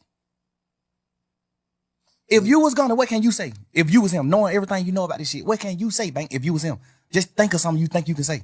If you was in Gunna's shoes, well, what happened? I can't really put myself in his shoes. Ain't, because I'm just saying. Nah, but sometimes, guess what, bro? Feelings. That's what I think he should say. If everything you saying is valid, I think he should call you and have a conversation. But would you take a conversation? Because niggas, you gotta think. I don't think I'll take the conversation. All right, so what can I say? I know that. I ain't even talking about what can you say to me saying, or nothing. He might want to say something, but he know. So I don't want no conversation. So what can I say? I feel like you portrayed a certain image as soon as you got out of jail. Because nobody know you did what you did in the courtroom. So as soon as you got out of jail, you portray. As soon as you get out of jail, For like a couple hours. yeah. Yeah. Like you got out portraying a certain thing, a certain image. Woo woo. You saying these words. You saying goddamn this and that. You saying this when you first get out of jail. You saying all this shit. Then the video come out. Then it's just like, but this what the world got to start doing, Bank, including you. We got to start putting ourselves in people's shoes. That's why I said, if you were him, knowing everything that you know, what would you say? I probably would do the same thing, not say shit, because I'm knowing my man. I don't want to say nothing to the internet or to nobody else. I know that nigga don't want to hear this shit. No, but you got to understand, the way you put it is almost like you, this interview is almost going to be you telling him what he can go with. We ain't talking about that. We talking about fuck none of that. Nah, cause you got to think. Like, you got to think. If he's sitting around saying like, damn, I'm telling him what he can go with. His move, his next move. We ain't talking about that. It's cool. I tell him his next move because I'm just a nigga like that. Like, I don't want to see no nigga down. I tell a nigga move. Bro, do this. You fucked up, but you can do this right here. You can do this. Okay, all right. We just saying man to man. Let me say this. When you just sat there and said, you wouldn't take the conversation, that would make me say that. But, all right, obviously, if you said you took the conversation, then I would have said what I say. I ain't talking about what you'll say to me. What you'll say about what you did. Okay, just say you'll say it to me. Hold up, what he said to me. I told you what he said to me earlier. That's what he said. The truth. You asked me what he said it already. I just told you. Yeah, you know, I ain't never heard that. Yeah, that's what I'm saying. I just told you. He said, goddamn, bro, all these niggas on the internet saying whatever they saying, fuck that shit. I know my brother in that box, he ain't in the right head space. I know that nigga love me. He know I love him. I swear I would have never did nothing that I feel like it hurt this nigga, man. I'm just waiting till he get on. He gonna have to say fuck me. I understand all that. I feel like me being a man and we just talking about feelings and just putting it on the line. And he probably gonna be mad at me for telling you he said that, but he said that. What I'm saying is, I understand that. I would think that he would say something like that. Obviously, if you did some bullshit to your big brother, that's one of the things you can say. Bro, I got them, but these folk did it. These folk tricked me. You know what I'm saying? That's something you can say. That's any nigga. If you would have did what's wrong, if you would have did what Gunna did, you would have said the exact same thing. Bro, they my brother, bro. Like, bro, I'm just Wayne goddamn, bro, these folk tricked me. We ain't talking about none of that bullshit, none of that cap. We talking about man to man. Why did you do what you did? Cause I'm here. Want to go home. Cause I'm here right now in this interview telling you why I did what I did. Cause I'm a man, nigga. If I'm wrong, I'm wrong. If I'm right, I'm right. I'm standing on business as a man, nigga. I'm speaking what I did. You saying this why I did it. Why he did it, basically. He can't. That's what I'm trying to make you say. What the fuck can he say? Why you did that? What can you say? Besides some fuck nigga shit. What can you say? That'll make anybody in the world be like, I understand. What can you say? Nigga, I created you, nigga. Well, God created you, but I helped. I was a part of your journey. I've been with you the last 10 years. I spent more time with you than my girl, bro. I was around you more than I was with my fucking girlfriend, bro. With my kids. I done had them phone calls with my baby mama saying, man, you be with these niggas more than your motherfucking children, bro. You supposed to be smart enough, and I know you smart enough. You supposed to be a man enough. You supposed to be smart enough to say, I'm not finna do that. So I know all this shit that nigga sacrifice. I'm not doing it. In your mind, you taking that nigga fuck you. That's what it is. What else can it be? Obviously, you gonna say, well, I'm finna do what I'm finna do, and goddamn, I'ma just keep telling the world, man, and my brother, I love him. So you saying his whole campaign is a PR stunt? Not even to like bash him and that, bro. Cause I'm really. But that's what you saying. Yeah, I ain't even trying to. I'm just saying, like, I ain't even trying to bash him and that, but it's like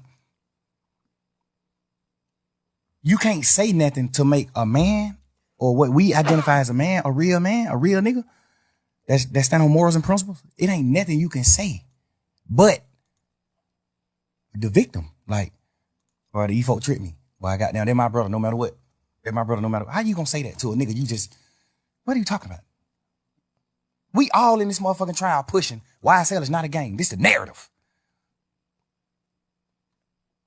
What's the worst betrayal you can do in a trial where we saying YSL is not a game? What's the worst you can do? Say it's a fucking game. Yeah. Nigga, them folk called you second in charge. Them folk called you CEO, second man in charge. Hold up, let me say this though. What about the niggas who actually started YSL with you? Didn't they take their plea before Gunna? No, he the first plea. For real? Gunna took the first, he know that. You know that. I didn't know that. Gunna took the first plea. I thought them niggas already telling them. No, Gunna took they had already told back in the day on crimes and shit that they was involved in and all that. On the RICO? Nah. No, see, look. The RICO came in 2022. I'm thinking. The RICO came March 9th, 2022, man. What's the little dude's I mean, name May 9th. from your hood that's DK. started, and who is another one too? Slug? Yeah. Yeah. I'm thinking that them two are already saying like, just say Vincent, if me, Shy, and Cuz start a game, right? Yes. And we all identify as the three founders. Right. And we signed Thug. And the two founders saying, yeah, it's a game. But Bank saying it's not. How is Thug wrong for just being an artist by saying it is too? That's what I'm thinking happened. No, that ain't what happened. That ain't what happened, man. The first plea took was Gunna plea. Ever. The first plea took was Gunna. Slug, all them took pleas after Gunna. Everybody took the plea after Gunna. I can't even be as mad at them as I can be as him. I should, because y'all still grown men. No matter what these niggas say, y'all grown men. Just like me. When he said YSL was a game, the smartest thing for me to do is say, yeah, it is a game. Fuck it. One of the niggas who they saying is a founder of it, he not even a founder. One of the niggas who they saying is a founder of it that came on out and took a plea and said it's a game. You'll be a motherfucking idiot to sit in here saying that it's not a game. When you got a nigga who these folk done labeled as the second man in charge. That's what I thought happened, but the other way around. No, he took the plea first. Gunna took the plea first. Damn. Then them niggas started taking the plea when we started going to court. Gunna didn't never make it in the courtroom, remember? The first day of court was November 17th or December 17th. One of them days were the first time we wasn't on Zoom. The first time we went into an actual courtroom, all 28 of us. But watching that shit from the street, that shit was like some DJ, another one. Every day, another one. But the crazy part is, another one. Get what, Bank? Even if them niggas some bullshit anyway, but some bullshit too. But even if them niggas just look at it from their point of view, niggas like DK, Slug, all them niggas, I still don't respect them niggas because you just not men. Y'all niggas not men. So no nigga make you do nothing that you ain't supposed to do. But just look at them. Okay, Gunna take a plea. He the head nigga in charge, according to the DA. Yeah. Thug is boss man. Thug John got it, what they saying. Thug John got it. I'm not no John got it now. I'm a real man. Solid nigga. I build foundations. I help niggas. I'm not portraying no gangster, no none of that. It just so happened we just street niggas and we done stood on our business. So they label us gangsters. I don't push none of that. I push real man. They saying that I'm the founder of this shit and this nigga is the head man in charge. He the second boss. When this trial started, they not saying DK is one of the owners, Mundo one of the owners, Slug one of the owners. They not saying none of that. They saying Thug is the owner and Gunna is the second man in charge. I thought they said they ain't had Thug and not Thug, my bad. I thought they said they ain't had Gunna in nothing against him. Gunna didn't have no case. Well, we had 9 terabytes. You know how much paper that is, bro? 9 terabytes of discovery. That's over 300 million pieces of paper. Front and back. 300 million pieces of paper. That's how much evidence they had. God damn. 300 million pieces of paper. Damn. I think it was 9 terabytes, 2 terabytes, whatever it is. Whatever that is, it was terabytes. That shit equaled up to 300 million pieces of paper. I just remember the lawyers arguing it in court. I remember the lawyers saying like, Yana, they gotta take some of this shit, the evidence that we not gonna use and just get this shit out of the way. Cause y'all just packing us with evidence and we just got a little time to like go through the evidence. It's so much paperwork. Y'all might be coming to court trying to convict him on these 5 pictures, but you got 16 million pictures. I remember just going to court arguing about that type of shit with the lawyers. Like judge, we trying to dumb this shit down. Some of the shit they know they not using. So we need to know what they really using so we can focus on it. So it can be a fair trial. It need to be fair. So I'm saying that to say, out of all that paperwork, bro, Gunna's name went on 1 piece of paper out of 300 million pieces of paper. You know that? Yes. Hold up. Let me I get you, Slime. Let me play devil advocate right now, okay? And I ain't trying to protect or defend or offend nobody. I'm just gonna keep saying that. What I'm saying is, all right, y'all ain't talking, right? Y'all ain't talking. Yeah. So me and Gunna? Yeah. While we locked up? Yeah. Nah. Okay. I called a few times trying to talk to him, but they were just giving me the runaround. That's when I started figuring out then, like, yeah. all right, All right, just I don't get it. Your girl, his mama, you know what I'm saying? The women in your ear, like, they done got you in some, basically. You ain't on no paperwork. So basically, it's just like when Oomphum called his case and went to jail all that time for nothing. That's how he would probably feeling like, I ain't finna go to jail for nothing. I understand it. Okay. I'm just saying, like, I'm just putting that in perspective. I overly. Cause you got people that's watching this don't give a fuck, know nothing about no street code, no nothing. I know, but we talking about street niggas. By the way, I'm doing some fact checking here. It looks like it wasn't Gunna who took the first plea. It was DK. I'm gonna post the receipts on Instagram though. Okay, yeah. We're not talking about none of that. So you we ain't consider talking about no Gunna as a street motherfucking nigga? white boys who went to college. We talking about street niggas. You consider Gunna as a street nigga? Yes. And not an artist? You portraying a street nigga. Okay. You talking about no telling in your song. You talking about street nigga. You talking about stepping on shit. You talking about all type of shit in your music. You standing on street nigga business. You do everything street niggas do. That's a fact. You are portraying a street nigga. If you're not a street nigga, don't portray it. You portraying a street nigga. Street nigga aneurysms. You portray every one of them. Nigga, that's a fact. I look at you like a street nigga. You my little brother. I love you to death. I look at you like a street nigga though. I don't look at you like a dork or no lame or none of that. I look at you like a fly nigga. You just kicking your pimping and doing this and that. But I definitely look at you like a street nigga. Okay, look, let me say this. And this is the last thing I'm gonna say, because I don't want to sound like I'm trying to offend no nigga, but can you look at it like, bro, you got it. You had to be in a fucked up mindset if you played guilty knowing you wasn't guilty. Overly. That's one of the things why I always, that's why I'm at the point now where I'm like, I feel like my back against the wall and people ain't heard me out. So now I understand his point of view. Like, damn, that's why I say shit like, I would love to hear what he got to say. Cause then I can actually judge him. Tell it to you. Tell it, say it, nigga, say it publicly. Don't tell You publicly said YSL is a criminal street gang and it must end. You publicly said, yes, ma'am, when they said, I know 3 or more co-defendants on this case. Well, 3 or more co-defendants on this indictment, which is the 28 niggas. I know 3 or more niggas that committed these crimes: murder, attempted murder, aggravated assault, damage to property, shooting at houses, petty car thefts, armed robberies. You said, I know 3 or more people on this indictment that has committed these crimes. Publicly. They asked you that in the courtroom. You said, yes, ma'am. First of all, you don't know nobody on this case. All 28 niggas, they from Johnburg, South Cleveland Avenue, and other places like that. He from the South Side. He don't know nobody on this case. Guess what's so weird? Out of all 28 people on this case, all you know is 3 niggas. Me, Gunna, and Duke. That's the only niggas you know on this case, Gunna.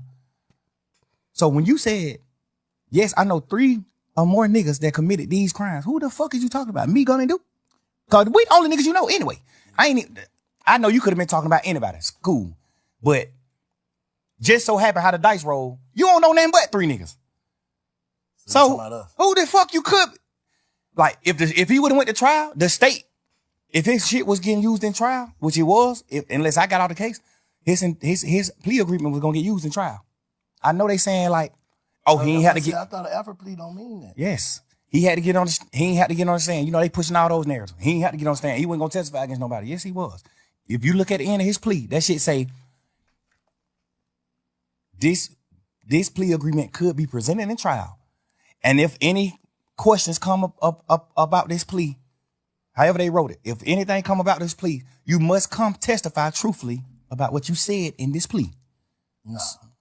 Nigga, look, every one of they plea said that, except mine. Every plea said that except mine. In Lil 9. Every one of them niggas who took a plea in the beginning of their trial, plea said that. Duke plea said the same thing. Oh, you ain't got to get on the stand. Duke had to get on the stand. The week the case was over with, Duke was getting on the stand that week. The week all us went on and took our pleas at the end of the trial. Duke was getting on the stand that week. Duke was outside the courtroom, sitting on the bench, waiting to get called in to get on the stand. So how Duke did what right then? Because he didn't say YSL was a game. He only said, when y'all put Duke on the stand, Duke can't send nobody to prison. Duke plea only saying that a nigga told on him. Okay, I'm right. When nobody on that case but Duke and Yak. Yeah. Only thing Duke plea said was, this nigga Yak told on me, and I'm just agreeing to it. Because if I don't agree, I'm gonna have to go to trial, and Yak gonna get on the stand on me. So he gotta take the plea.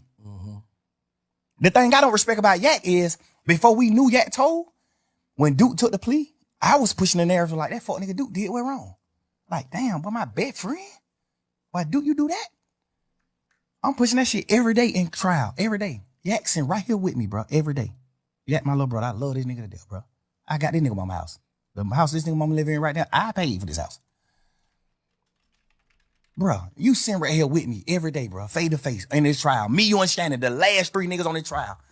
And Lil Quay them, I mean. Me, you, Shannon, Lil Quay, and Lil Rod. We done got down to 5 deep, 6 deep. You know how we is in this motherfucker. Man, back against the wall. Fuck that, nigga, we rocking. Fuck these niggas. These niggas left, we gone. Fuck that. We rocking. You sitting in this motherfucker every day with me, 2 years straight after them folk took their plea. And you let me paint this narrative to you, Shannon, and you agreeing with the narrative that Duke told on you.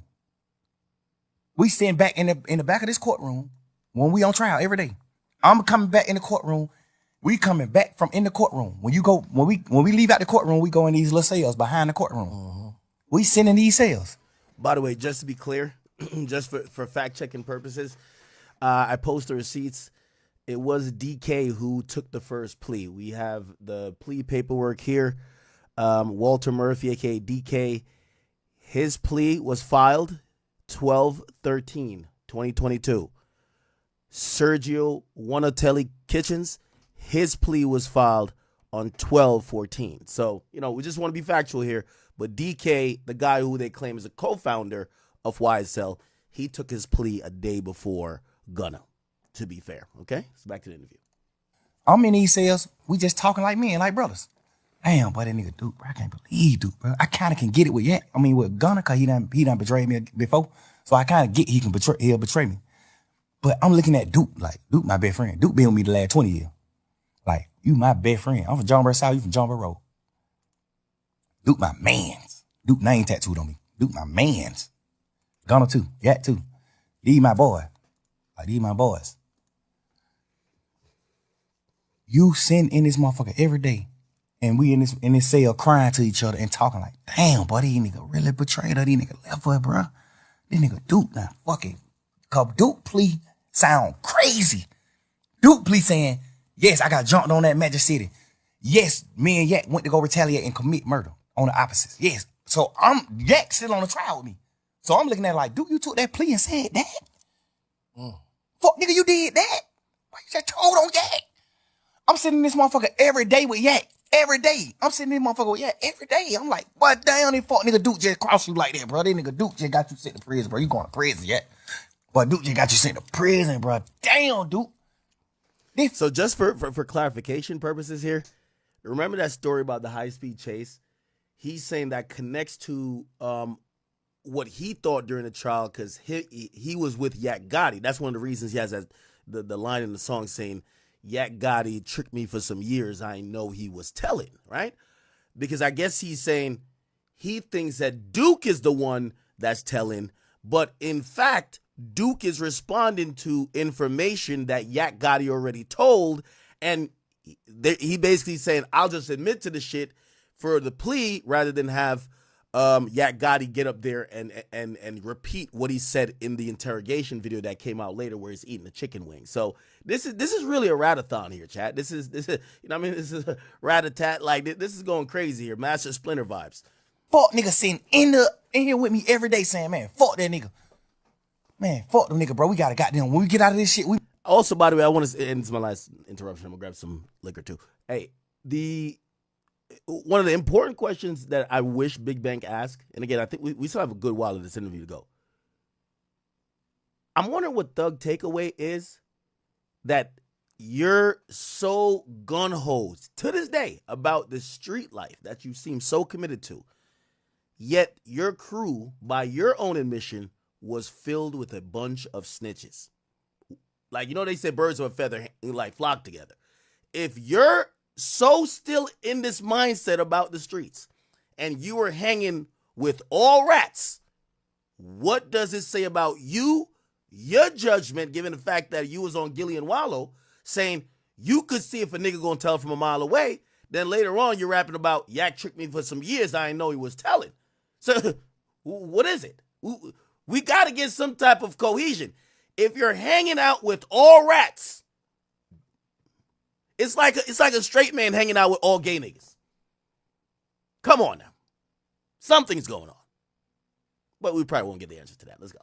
We make it out of this situation, bro. We gotta go forward, and it's just us. We ain't hang with none of these niggas. We ain't fuck with these niggas. Fuck these niggas. Bro, these niggas told on me, bro. These niggas did that, bro. Damn.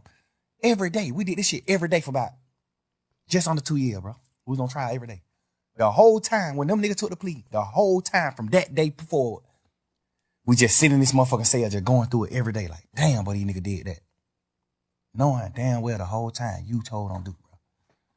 Duke took the plea because you told on him. And if Duke didn't take the plea, you would have had to get on the stand on Duke because that was your plea agreement. Your plea agreement was if Duke go to trial, you got to get on the stand and testify that you and Duke was going to go kill these niggas because they jumped on Duke. You got to get on the stand and say that because you said that in your plea, sir. If you get on the stand and you say something different than that, they're going to treat you like Moontoon. You going to prison. You got to get on the stand. That's why Moontoon went to prison? Yeah, because he said this in his plea agreement. Yes, Thor, when Nut died, we pulled up on Thor. He gave us some money to lay low. We did this and did that. He said it in the plea. But one thing I do respect about Moontoon is when he was doing his plea, you know, you negotiating back and forth with the state. So when Moontoon was doing his plea, he was telling them to take that out. Like, hell no, that ain't what happened. When Nut got killed, we didn't pull up at Thug condo and he gave us some money to lay low. That ain't what happened. Thug didn't pay us to kill Nut. No, he was saying take all that shit out the plea. Like, hell no. But the state tricked him like, we ain't taking it out the plea, but you can agree to it now. And when you get on the stand, you can speak your truth.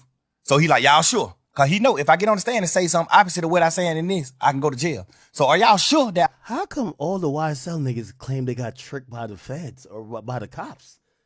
Yo, this is crazy. Gunna said he got tricked. This guy said he got tricked. Everybody's getting tricked. I ain't gonna go to jail if I get on the stand and speak my truth. They just wrapped him in the bag. They just wrapped him up. Wrapped him up like a gift. Yeah. You can get on this stand and say whatever you gotta say, but you gotta say this in his plea. So that's why he was on the stand. That's why Moontoon was like, nah. Like, that's why the judge was like, so when you said this in his plea, you saying that ain't really what happened. And Moontoon was like, nah, that ain't really what happened. And I told them that they need to change this in my plea. But they said they can't change it in the plea. I gotta just say it when I'm on the stand. So how would it goddamn be able to do what he did? Like go up there and just like, because he told in the beginning. So all his telling led to him not being on the indictment. All his telling led to him not being in trouble with us. He not on the case. When the case started, it was 28 of us. Wood went down one of them. So it ain't no matter what he get on in the courtroom and say, he can't go to jail. Cause he's not a part of the indictment. He's not a part of the case. He unindicted co-conspirator. He not on the case. So he can get in the courtroom and say, yeah, I killed Nut. I killed this nigga. I did this. I did that. Can't nothing happen to him. Because he already signed his immunity. When you sign an immunity, you can say whatever you want to say on the stand. for real? Yeah. And that Feds can get you though, right? no, can't nothing happen to you when you say what you want to say. That's the point of immunity. Yeah. When you sign this paper, you gonna tell the truth and nothing can happen to you. You can't be locked. You can't get in trouble for saying whatever you want to say. What made them give him that? Because they thought he was going to get on the stand and say what he said in his interviews. Okay. They thought he was going to get on the stand and say, yeah, shit. So they banking the whole case on Woody. Yeah, he was the lead. He was the lead. Them folk was in shambles when that nigga acting like he wasn't going to testify. Remember the first time he got in there on the stand, he like, goddamn, man, I ain't testifying. The judge like, you sure? He like, yeah, I ain't testifying. Take me to jail. I sit in jail. But when they order you to get on the stand and you don't get on the stand, it's two things can happen. You can get locked up until the judge want to let you out. You can get locked up for 21 days, or you can get locked up for the duration of the trial. Whatever trial you involved in, you can get locked up. So normally trials be 5 days. So if a nigga get on the stand in a normal trial and don't agree, he'll go to jail for 5 days. Cause you gotta get out of jail once the trial is over. Mm-hmm. But this case, he wanted to do it. 2-3 years. Right. He like, well, this shit gonna be another 2 years. I gotta sit in jail 2 years. He wanted to do it. He wanted to be like, man, I ain't doing it. That's why the first time he came in, he like, man, I ain't testifying. Fuck that. I ain't testifying. I lied. So he got locked up. Remember, he was locked up for like 4 or 5 days. I ain't never really heard you say no bullshit about Woody though. Nah, because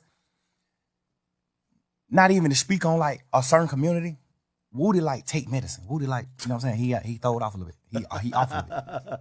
So Nigga retarded. I always look at anything he do like a kid, like my son. Like he gonna do. He don't got the functioning brain that we got. He's slow. Woody take real medicine. So I ain't even. Sound like he got a lot of sense to me. Yeah, but that just come with like you just learning what to say when you going through life. You just learning things when you going through life. You know what I'm saying? I told Woody. The craziest niggas in the world are always the ones who you think got the sense. Like, boy, that nigga ain't crazy. Man, that nigga take real medicine. I told that He overly did what's wrong though. definitely don't respect what he did, but I respect what he doing though. You can tell he different. That's what I respect. Like, Yeah, you can I tell don't that even he be different. I don't even be judging at him because like I be seeing him doing his little shit on the internet where he's just like talking to kids or he just trying to do things. He go to the college trying to talk to. He just trying. Like, all right, I don't respect What he niggas did. like. Yeah, Right, go I ahead, don't go respect certain niggas because you'll get out of jail and still be doing the same thing. That's why I say if you tell, just go on and make you some gospel music, go on and just get out the way. That's what keep you away. That's what keep you away from certain shit. Just get out the way, bro. I don't respect no rap, but I respect if you tell, you can't portray no street nigga. You got to get out of it. You got to get out the way. Once you do that, Yeah, I agree with that. you not running around acting like no gangster. You not doing none of that no more. You ain't doing none of that. All that shit is dead, man. You told it's dead. I think he for real about trying to change it like that. I understand But it. it's just like I think so too. Cause he crazy enough to the point where he don't got to change and he still won't be at fault because he really crazy. He really throw it off. But the fact that you crazy and you still trying to change, it's like I say less. why you let Roscoe get on there and stir that pot though? You got to think, bro. I can't talk to certain niggas, but it's just like with Roscoe, that's my man. He just love me. You know how that shit go. Like he love all us. Everybody who's on this shit, he love all them niggas. He just upset too. He just mad. He love all these niggas, bro. He just the same way I was in that interrogation room trying my best to get him out of trouble or trying my best to paint a picture of him. Like, man, hell no, shout out real. Shout ain't do that. Yeah. He just doing the same shit on the internet with me. Like, he just looking there, he know me. He like, man, hell no, shout ain't none of that. Shout ain't no rat. Shout a man. Shout a gangster. I'm telling you, he ain't no rat. He a man. I ain't even a gangster. Shout a man. I respect it. It's just the same shit I was trying to do with him in the interrogation room. He just doing the same thing with me. Like, he just trying to take over me. You know, that's just how I go, bro. When you're a man in the real heart, bro, with a real heart, bro, you standing on real business and everything just ain't a chess move to you, bro. You gonna have faults. You gonna have hiccups. You gonna have certain shit because you just a real person. I just don't like to see the city in the climate that it's in. It's like too divided, bro.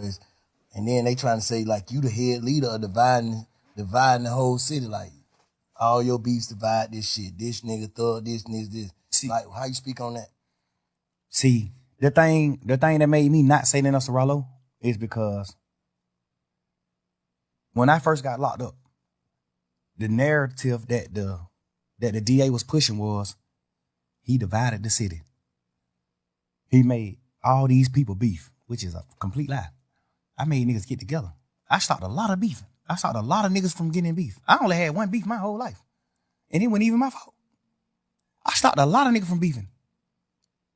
I got Wham and Savage on the phone to stop whatever could have happened with them. I got niggas on the phone. Hey, bro, we brothers. Fuck that. We ain't talking about no internet shit and what's going on in the world. We talking about real life, nigga. Both of them can get on your motherfucking platform and say the same thing. Yes. That nigga got both of us on the phone and told us, man, y'all nigga acting like fuck nigga, bro. We ain't beefing, bro. This Atlanta, bro. Everybody in this rap game, everybody in the industry, all over the world look at Atlanta like the hometown of niggas who stick together. So that's what I'm on. Everybody. Ask Wham. Ask Savage. I got them on the phone to stop their beef. And other niggas. I got a lot of niggas on the phone to talk about a lot of shit. I got goddamn Lil Key and Ola Runt on the phone. Hey, bro. Me and Goo out motherfucking big homies in this shit, man. In this rap game, man. We real niggas, man. We big homies of the rap community. Mm-hmm. Like, we ain't doing that. Ola Runt, you up on the Gucci, Key, you up on the me. Y'all nigga, we ain't doing that beef shit. No. Mm-hmm. When 9 Vicious and Uzi Vert, like they finna get into it, hey man, y'all nigga call me. We ain't doing it. What aspect, what in my entire career that's been up on a fucking microscope, at what point in my career can you or anybody in this world honestly say he stirred this pot? They can say I'm glad you had that. They can say the shit you were telling Baby about P is like trying to break up a family. I agree. No, but from my point of view, the family it was never a family. From my point of view, just being real. I told Baby in Allure inside the strip club, don't sign that deal with P. After I told P to sign them, because I thought people just gonna do the right thing. When I told P to sign Lil Baby, I ended up finding out all the shit about the Migos, what he did with the Migos and shit, like the ownership and all that shit. I found out all that. Then I tell Wayne, like, hell no, don't sign with P. Hell no. Hell no, don't sign with him. Inside the club, nigga, in the strip club, where we in this motherfucker supposed to be throwing ones and looking at females. I'm in this motherfucker having a heart-to-heart with Wham, my little brother. Hey, hell no, don't sign with him. Hell no. Not even saying P no bad nigga or none of that, but it's just like he ain't my type of man. What I view as a man, he got some aspects that I view as a man. You know what I'm saying? He take care of his family. He do what he need to do as far as his close family, his real family. He take care of his real family. He take care of his kid. He a father to his sons and his daughter. He a dad. I respect that part. But like, I respect his business part too because I'm a businessman. But I just do business different. So I wouldn't do business like him. Like, I went sign Wham, and cause we knew P before he signed Wham. So we all was family. Like I know your son, like they're my little brother. You think I would ever in my life consider Lil Wayne my little brother if I signed him and take 100% of his masters? No. 100% of certain shit. Like any percent. You think I would do that? This my little brother.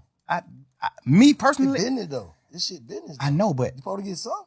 I understand that, but a lot of shit is fair. Cause P a mastermind in his music game. He know rappers don't get rich off of music. Rappers get rich off of their shows, their endorsement. They don't get rich off streams. We get rich off shows, endorsements, and masters. Mm-hmm.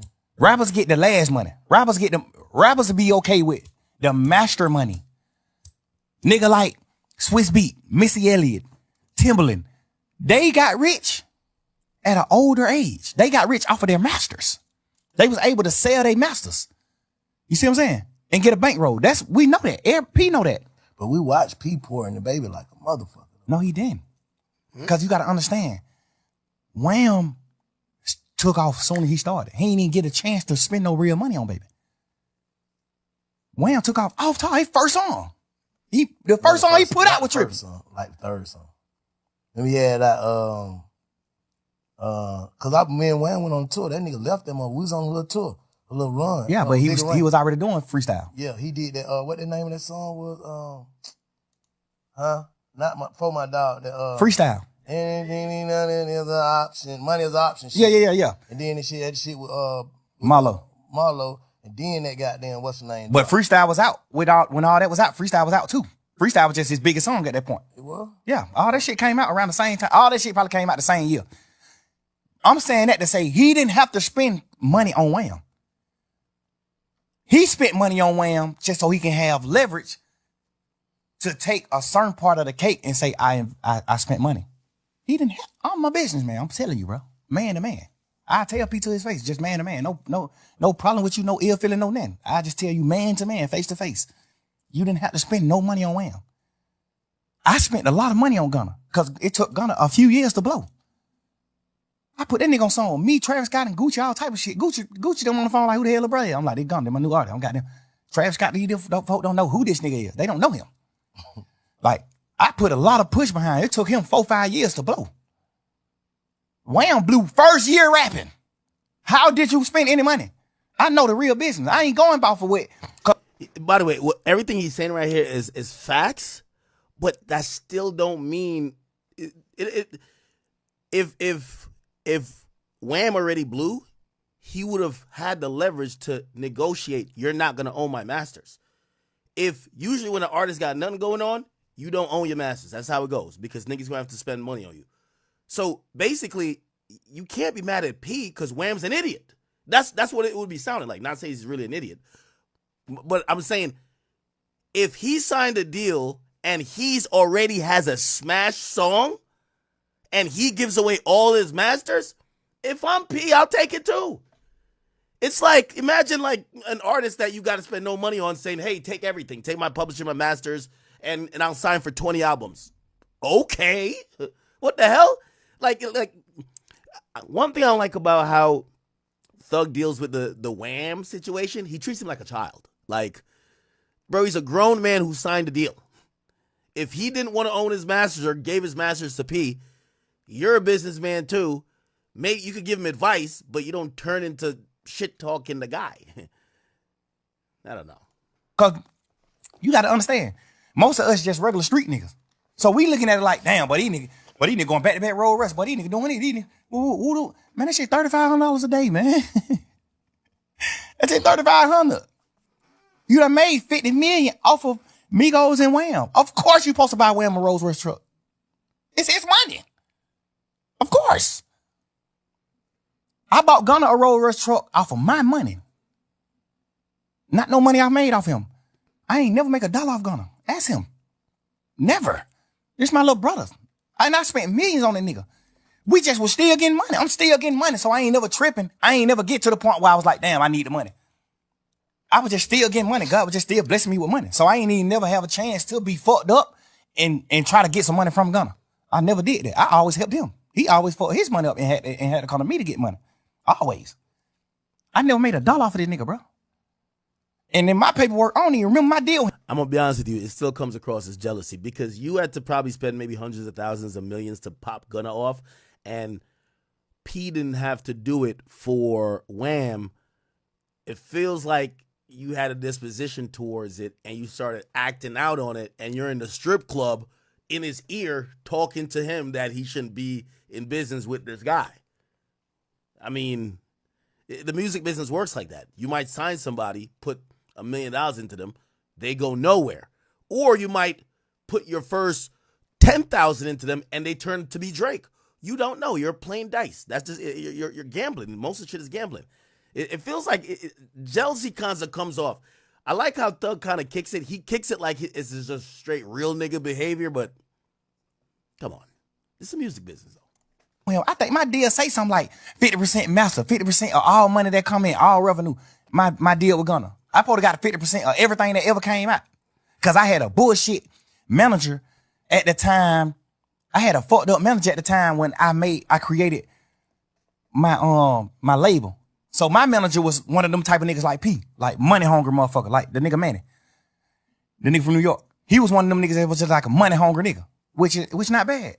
I respect him. He made me a lot of money too, but he the one who structured my deals, like my paperwork. When you sign with me, he the one who structured the shit. So I signed Gunna back then when my label was under his structure.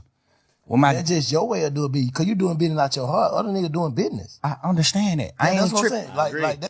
I ain't tripping on the business. He signed Migos from Gucci. That's business. You don't know them, none of that. You and Wham Big Homie is best friends. Wham is your little brother. Before Wham was rapping, Wham little bro. Like business. Been coming around you, been doing certain shit, been at your studio, been doing shit, just gambling before he was rapping. Like this. Yo, him and P are in a custody battle for Lil Baby. For Lil Wham, they're in a custody battle. Because you're hearing him say, like, he's saying Migos is just business. That's fine. But Lil Wham, you know his mans, you know his uncle, you know his grandpa, you know this. He's like, come on, bro. Like, this is business. He's a grown man. Real family. This little bro. I'm telling you, him and Wham was like brothers. All us was brothers. Well, me and Wham were brother and P and Wham were brother. You know what I'm saying? I never really looked at P like a brother. I always looked at him like a businessman. Like, what's up, my boy? Like, you know what I'm saying? I ain't never looked at him like family. Cause we in business. We damn near competition. Not to me, cause I fuck with your artists. I did songs with Migos when I was lit and they wasn't. I did songs with Wham before he made music. I paid for Wham's first studio session, not no fucking P. I paid for that. It feels like he has regret for telling Baby, because he admits he told Baby to sign with P. Then looked like he was trying to bring it back. Now, Baby's going crazy on P's label. He's kind of in Baby's ear talking down on P. Hopefully that Baby could leave P and come over to YSL. That's what it sounded like to me. I paid for his first song. I did the first feature with him. Me. When he was just a regular young street nigga gambling. Yeah, P doesn't rap. He can't do a feature. I seen that. I'm telling you. This all facts. This ain't nothing P can get on here and twist and lie and say. This ain't nothing Wham can say. Lie and say. This is all facts. You didn't have to. Here's the difference, because Gucci has some of the same stories. I've never heard Gucci like later on when the Migos blow up with P, because it took a while for the Migos to really pop. And like I didn't hear Gucci in the Migos' ears saying, "Man, come back over here and fuck with me, man. Why y'all fucking with P?" That's what Thug is doing to Baby. You had a chance to sign him, you didn't sign him. You told him to go mess with P. Then you're saying that because you realized that P did bad business, you told him not to at a point. And then you've been shit talking ever since, hoping that he left. Spend no money on Wham. You didn't. You ain't have to spend no money, bro. Just me knowing the business. Me being a boss man, a CEO in this business. You ain't have to spend no money on him. He blew too fast. If anything, you probably spent goddamn $500,000. And that was just because you wanted to. Not because you was trying to make him blow. That young nigga blew up so motherfucking fast, bro. You ain't even have time to spend no money. That nigga was doing show. That nigga was, bro. Nigga, I've been rapping since 2006, self. Little boy, I blew up 2015. We spent a lot of this shit trying to blow. Yeah. Wham blew up first year rapping. At what point could you spend money? How? I don't know their business. So I'm just saying. Telling it to me. I ain't even saying they business. I'm just saying like. I don't know that business. I don't know. The musical business. I know it. Yeah. I'm a CEO. He ain't have to spend no money on Wham. He spent money on Wham, but I feel like he did it strategically. I feel like he did it so niggas like you and niggas like us, that's regular niggas, that's street niggas, can feel like, shout it, young niggas blow. Yeah, because he already had a label, already had a machine, so like, damn, they just put shout the machine, he blew up. But he really, we can say he blew up fast because he had the machine too off the rip. I think he had the street machine before that. I think most definitely he did have that. I'm telling you, that nigga been getting 10,000, 15,000 likes on his picture when he was a regular person. Yeah, no, I agree with that. Yeah, I be wanting to give P the cookie because I respect some of the business he do, some of the shit he did. I respect it. I be wanting to give him the cookie, but I'm just a man, bro. I'm a real nigga. P love Wham though. No, I ain't saying he don't. Yeah. No, I ain't saying that he don't. I'm just putting that out there because I know like this shit crazy. I just fuck all that. How do we get the city back to? I feel like the best time I say y'all nigga had, man, when goddamn, cause by the time y'all nigga really hit that summer, it was goddamn you, Rudy, Prom, goddamn Baby, goddamn who else with y'all? It was just like it was looking like Atlanta. Remember what that video was? ATL. They sent me the song to get on the song. ATL song with Marlo and goddamn Wham. That shit was looking like, yeah, these young niggas got it. They got the city. They got it. Like, cause that was right after, who had it? Future. We'll say Future. And your era, Future, you, Rich Homie, all that. But it was like, you were bringing, cause you was right there with them young niggas. Like, I'm bringing a new era. That's the Baby, the goddamn Marlo, the, Rollo, just all that Problem Child. Everybody like, fuck that. We united. Like, how we even get back for the city to be that? That's what I want to know. What I want you to think about is who united all them niggas together. Slime did it. Thug did it. So how we do it then, Slime? How we do that now? Like how we do that? I think at least to the point where it don't be no bullshit. Because all this shit is going on, all this talking ain't gonna do nothing but build egos. Niggas will bump into each other and, hey man, you gotta stand on that ego. That's why you ain't gonna never see me condemn a nigga on these podcasts, bro, because I already know how this shit go. Niggas ready to go out bad behind their ego and their name. So nigga, when I first came to shit, I fuck these niggas. These niggas don't wanna do nothing. These niggas wanna, you know what I'm saying? But now it's like, I ain't on that, bro. I'm trying to, cause I already know, bro. It's like, how the hell y'all nigga beat these folk and think these folk happy y'all beat them? I know they ain't, bro. That's what I'm saying. Whoever, the energy, whatever, nobody, like, you can't bring that energy back, bro. Niggas can't do that shit. Niggas ass gon' like, when that boy fell out that motorcycle, they put the young nigga Woody. When he fell out the motorcycle, they just put out the what's name at first, him laying on the ground. I prayed for that young nigga, like, man, I hope he ain't got shot. I hope he all right. Hope ain't nobody shot this boy. Cause it finna be some, man, niggas going to jail for good. Facts. For good. Like, fuck all that. Ain't finna be no more of that maybe shit. And they gonna be them other people.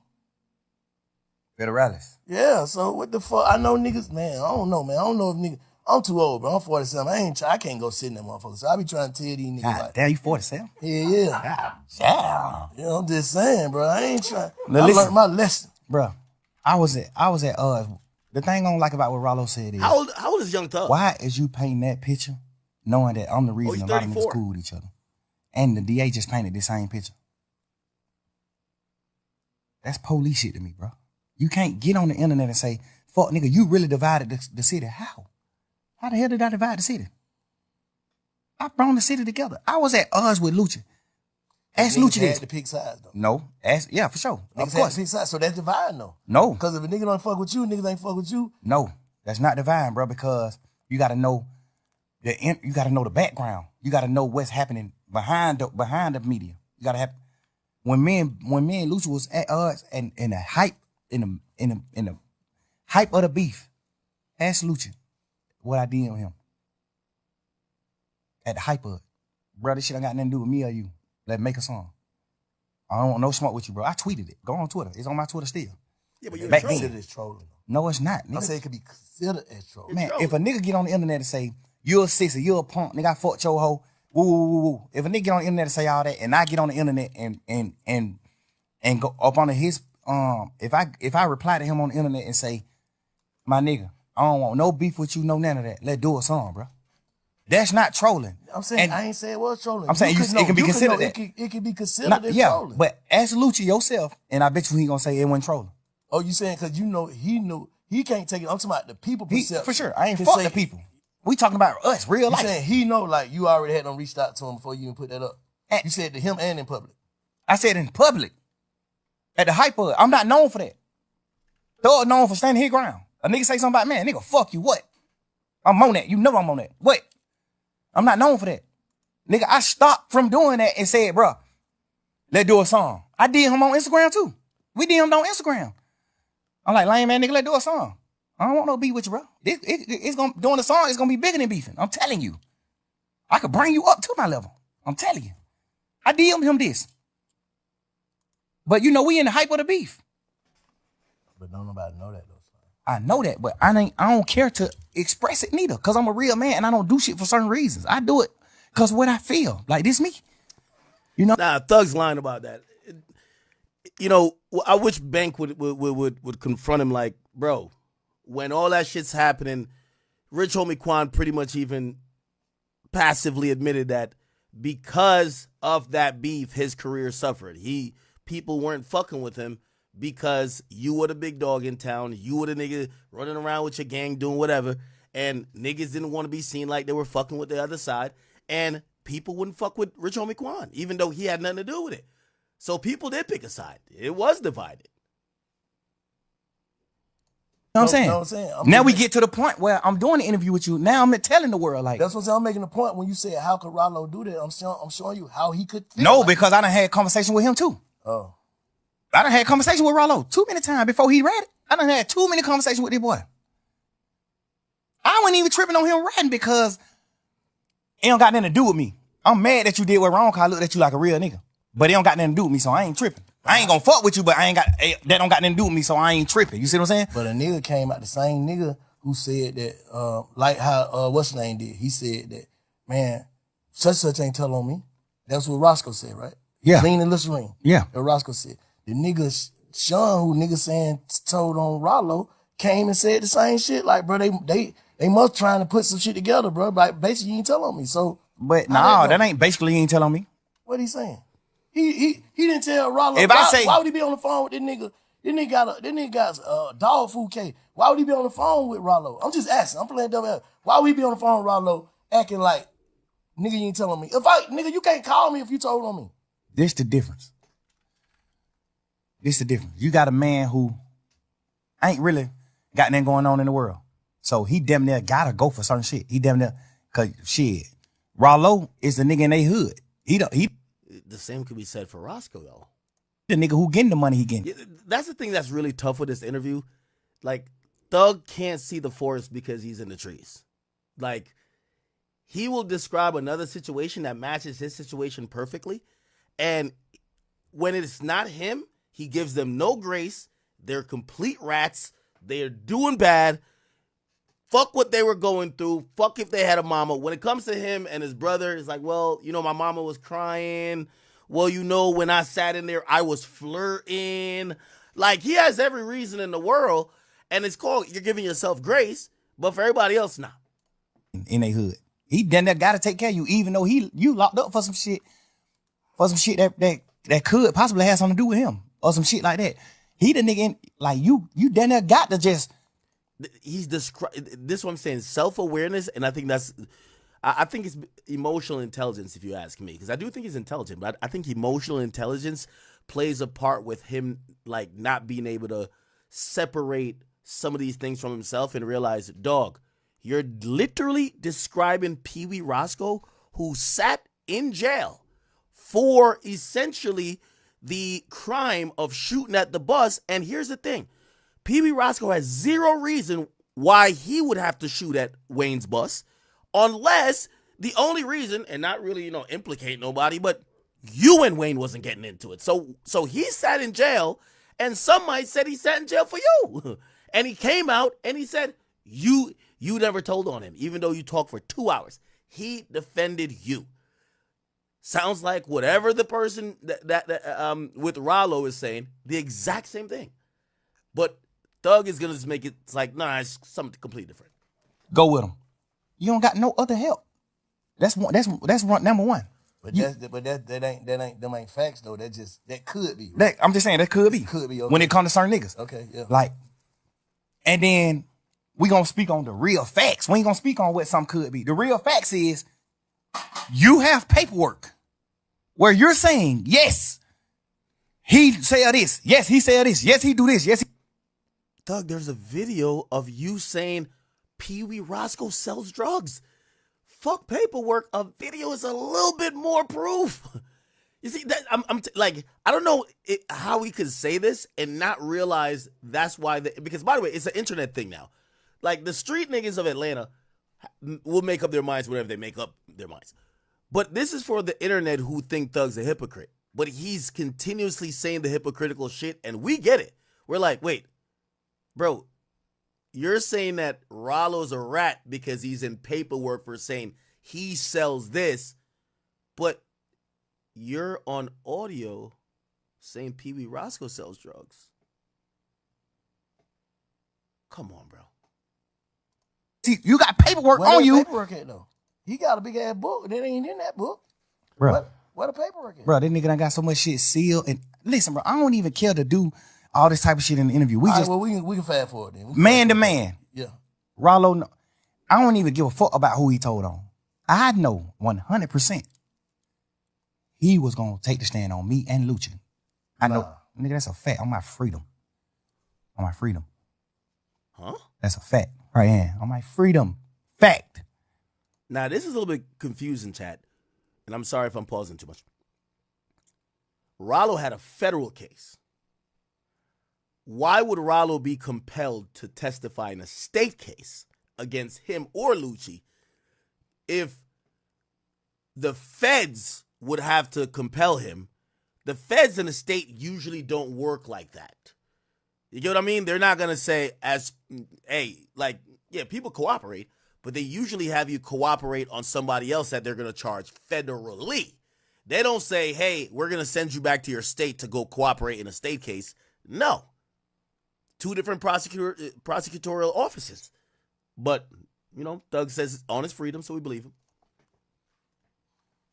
He agreed to get on the stand on my case. Say what? Whatever he knew about me and Lucci beef, if he knew something. He ain't know that. He was in jail then the whole time we beefing. You just squealing, bro. You just in there, bitch. You just trying to get out of jail. You locked up for some punk ass, pet ass weed. Nigga, sit down. Sit down. Like, you did all this extra shit, all this extra talk, bruh. I know for a fact you are gonna take the stand on my case and Lucci case. All right, we finna fast forward this shit. How do we stop giving a fuck about what goes on in the real street? Niggas is millionaires now, bro. Like, how do we stop giving a fuck about this street shit? That's all I'm saying. Like, I think we gotta is better than a nigga, but how do we stop giving a fuck? Because to some people, the shit we talking about is ignorant. To some people, yeah. To some people, but not where we from. We try to uphold some shit though. Ain't even about upholding. It's about manhood, bro. We men, bro. We ain't gonna do that. No, I'm asking. No, we men, but I'm still having a conversation with you though. Fuck. Like, I don't get that. We make $1 trillion. But still though, it's still. Would you look at Elon Musk like, but you ain't? If Elon Musk fuck a young girl, is you gonna look at it like, man, that nigga made billions of dollars, but that nigga he didn't mind the whole nother place? No, nigga. Right is right, wrong is wrong. I don't give a fuck what you made. Right is right, wrong is wrong. Bro, I'm trying to be rational, make some rational about this shit. Bro, I swear to God, bro. Like, I don't got no problem with Rollo. I'm one of the first niggas in the city that did any type of fucking with Rollo. Me and Rollo had real smoke. I got on the phone with Rollo when he was in jail, like, hey, what's up, nigga? You good? I'm praying you get out, bro. Woo. Nigga, you get out, push up on me. Like, I'm all for helping somebody, bro. I'm telling you, bro. This how I get. This what make me happy. Helping a nigga is what make me happy. Not even getting millions. But y'all nigga leading the game though, bro. Like, we what? Leading the game. Like, you one of the biggest niggas in the game, bro. I understand. So it's like, you gotta kind of set a precedent for the young niggas. You know what I'm saying? Like, all right, cool. That cool. That what we know, bro. All this shit you talking about come from trauma. You saying it, man, but it come from trauma. You just said you was just a kid, didn't know nothing till your brother got killed. That shit fucked you up in front of your face. Like, damn. Fuck that. Then murder came to your mind. Then this shit came to your mind. Then the way a nigga living, all this shit. That shit. By the way, we got like about 50,000 people up in here, man. Please subscribe, man. We trying to get to 1 million followers on King Academics. We're like 20,000 away. So please sub up, please. Hit the subscription button. It's untreated, some untreated shit, bro. The way a nigga think is untreated, dog. That's all I'm saying. I ain't saying that a nigga, nobody wrong, nobody no fuck nigga. Everything that we all went through and going through is a trick bag. I'm already knowing that. That's why I don't go against niggas. I don't go against niggas, bro. I try my best to put my best foot forward, bro. I always do, bro. You know how much shit I could talk to you about right now, bro? You gonna say that? By the way, Lord Hybrid, thank you for the 200. Say, yo, Thug's a master manipulator. His head even moved like a snake head when he be lying. But the Glorilla head was the funniest thing I heard this year. Big up King Slime. Damn, but these niggas is fuck niggas. I don't care to talk about that shit because we just move forward. I'm happy as fuck. I'm running around living my life. Well, I think I'm happy. I'm running around living my life, bro. Happy, bro. I'm doing what I'm doing. You got everything you want, but you ain't happy, bro. Because a happy nigga don't even give, like, you passionate about this shit you talking about, bro. And you so far removed from it. Not to say a nigga supposed to turn into something else. Like, bro, I'm out the game, no scrape, no scars, but I'm still bank. But I'm something else. Yeah, but you got to think with. You can't even entertain it, bro. Niggas can't even send me certain shit on Instagram. I don't entertain certain shit. I don't care about that shit. I ain't never been. This the smallest I ever been in the world, bro. To like me being a real nigga, bro. I don't do none of that shit. I don't pillow talk. I don't do none of that shit, bro. I'm a real man, bro. I'm a player, but bro. You get what I'm saying, though, right? Of course. This is my first time ever even going through shit like this.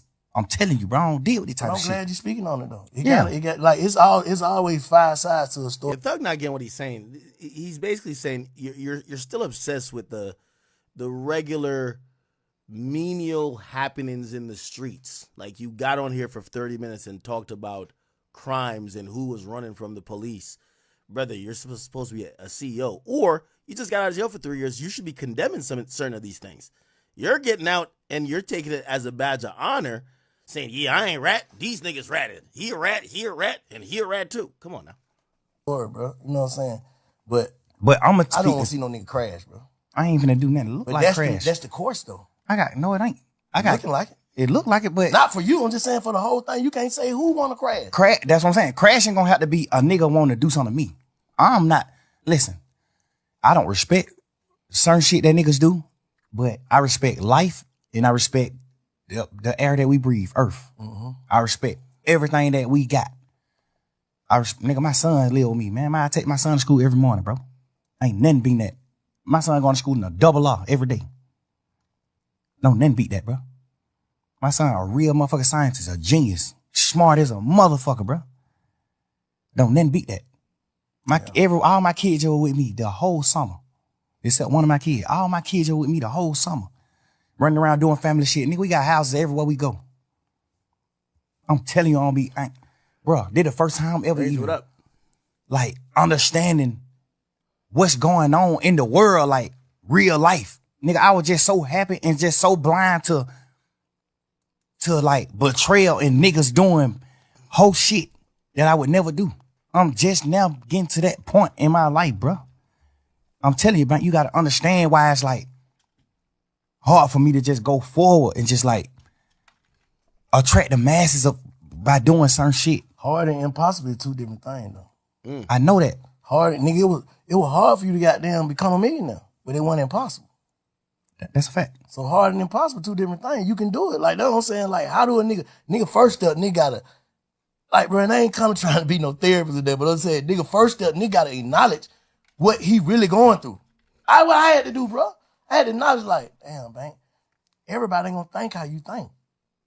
You cut different. I had to tell myself that every person is cut different. That's why we got different fingerprint, different goddamn how they when they identify you. Dental. We all got different shit, bro, to be identified. So we ain't gonna think alike. But you taking, like you said early on, nigga, my mama raised us to love, love, love. So I always trying to find people to love. Like, you had a whole bunch of niggas that never had loyalty for each other and trying to put them in one crew. How the hell they gonna be loyal to each other? That niggas from over here, niggas from over here, niggas from over here, but you love everybody. That ain't gonna work. Nigga go to jail, nigga like, bro, you ain't even from over there. Fuck them niggas. Am I right or wrong? You just said it in the first beginning. Like, I've just always been looking for friends to love, looking for this person to love, looking for this person to love. But nigga, the hard is what get a nigga zipped up. And in the end, cause get what? Your reaction off of using your heart gonna make you seem like a fuck nigga, cause you speaking from your heart. I done been through that shit. I ain't gonna say if that's what you going through, but I done been through that. Like, thinking like, I'm so passionate about what I stand on, like how y'all don't get it, but some nigga don't get it.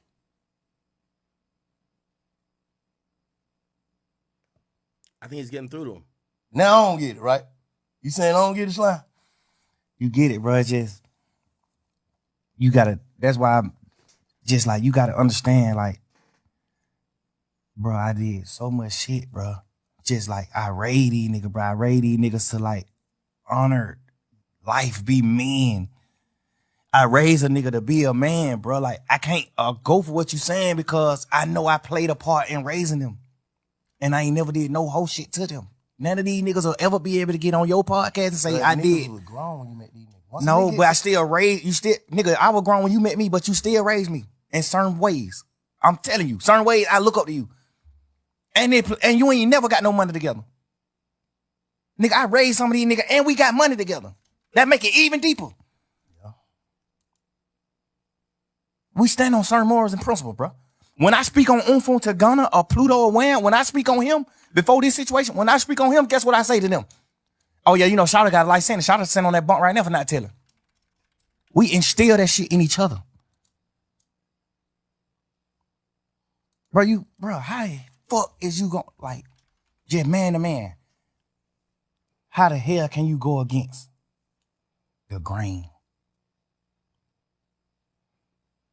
And that's why I look at niggas like you, cause guess what? I respect you cause you don't take nigga sides. You don't do certain things. You tell us what's right and what's wrong. Cause you an older street nigga. You're an OG. You tell us what's right and what's wrong. I live all these morals with niggas who came in the game with me, bro. I teach all these niggas do sucker shit toward me, bro. Every one of these niggas. Anybody you can name who we've been talking about in here. These niggas talk the hoes about me. These niggas do all type of shit. I still love them niggas. What do you do? I still just, I love y'all niggas.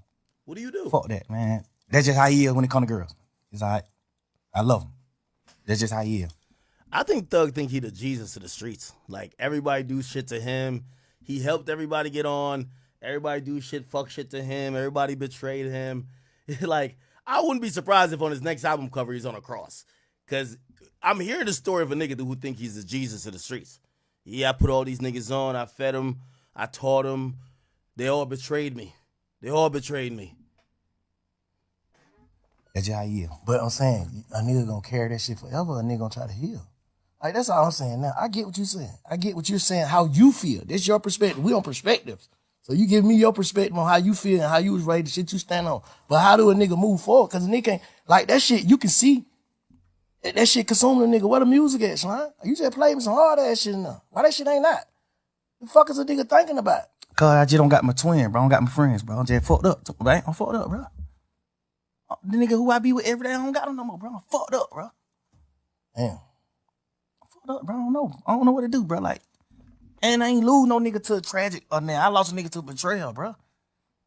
You signing that one piece of paper, signing your initials on this one piece of paper could get me a life sentence, my nigga. How you, like, what did, Come on, bro. I get a license, all this piece of paper you signed, bro. Just cause you trying to get home fast, or you just trying to get to a hole, or you just doing a certain thing, bro. And you already done betrayed a nigga before, bro. Damn. A piece of paper, nigga, you gonna let a piece of paper in all this shit? Nigga, we men, bro. We brothers, nigga. Ain't no nigga in the world making me go get Ghana. No nigga, bro. Damn. Nigga, what? Yeah, you been around me 10 years knowing you told on our other brother. You told on Duke. Bro, you told on Duke, bro.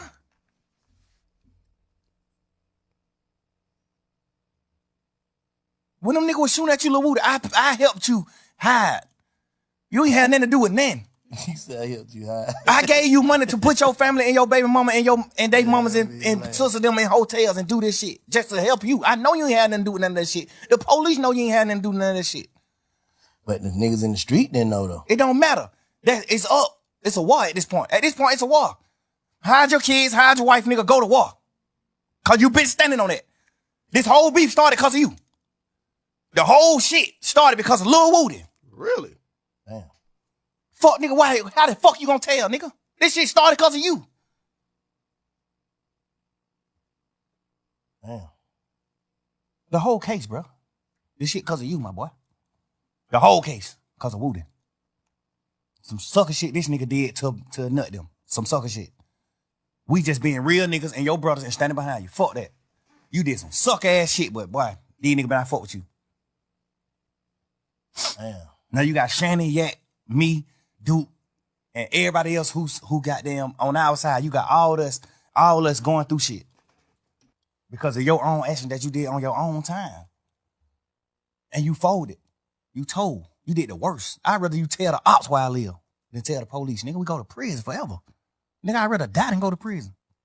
You better off telling the ops where I'm at, bro.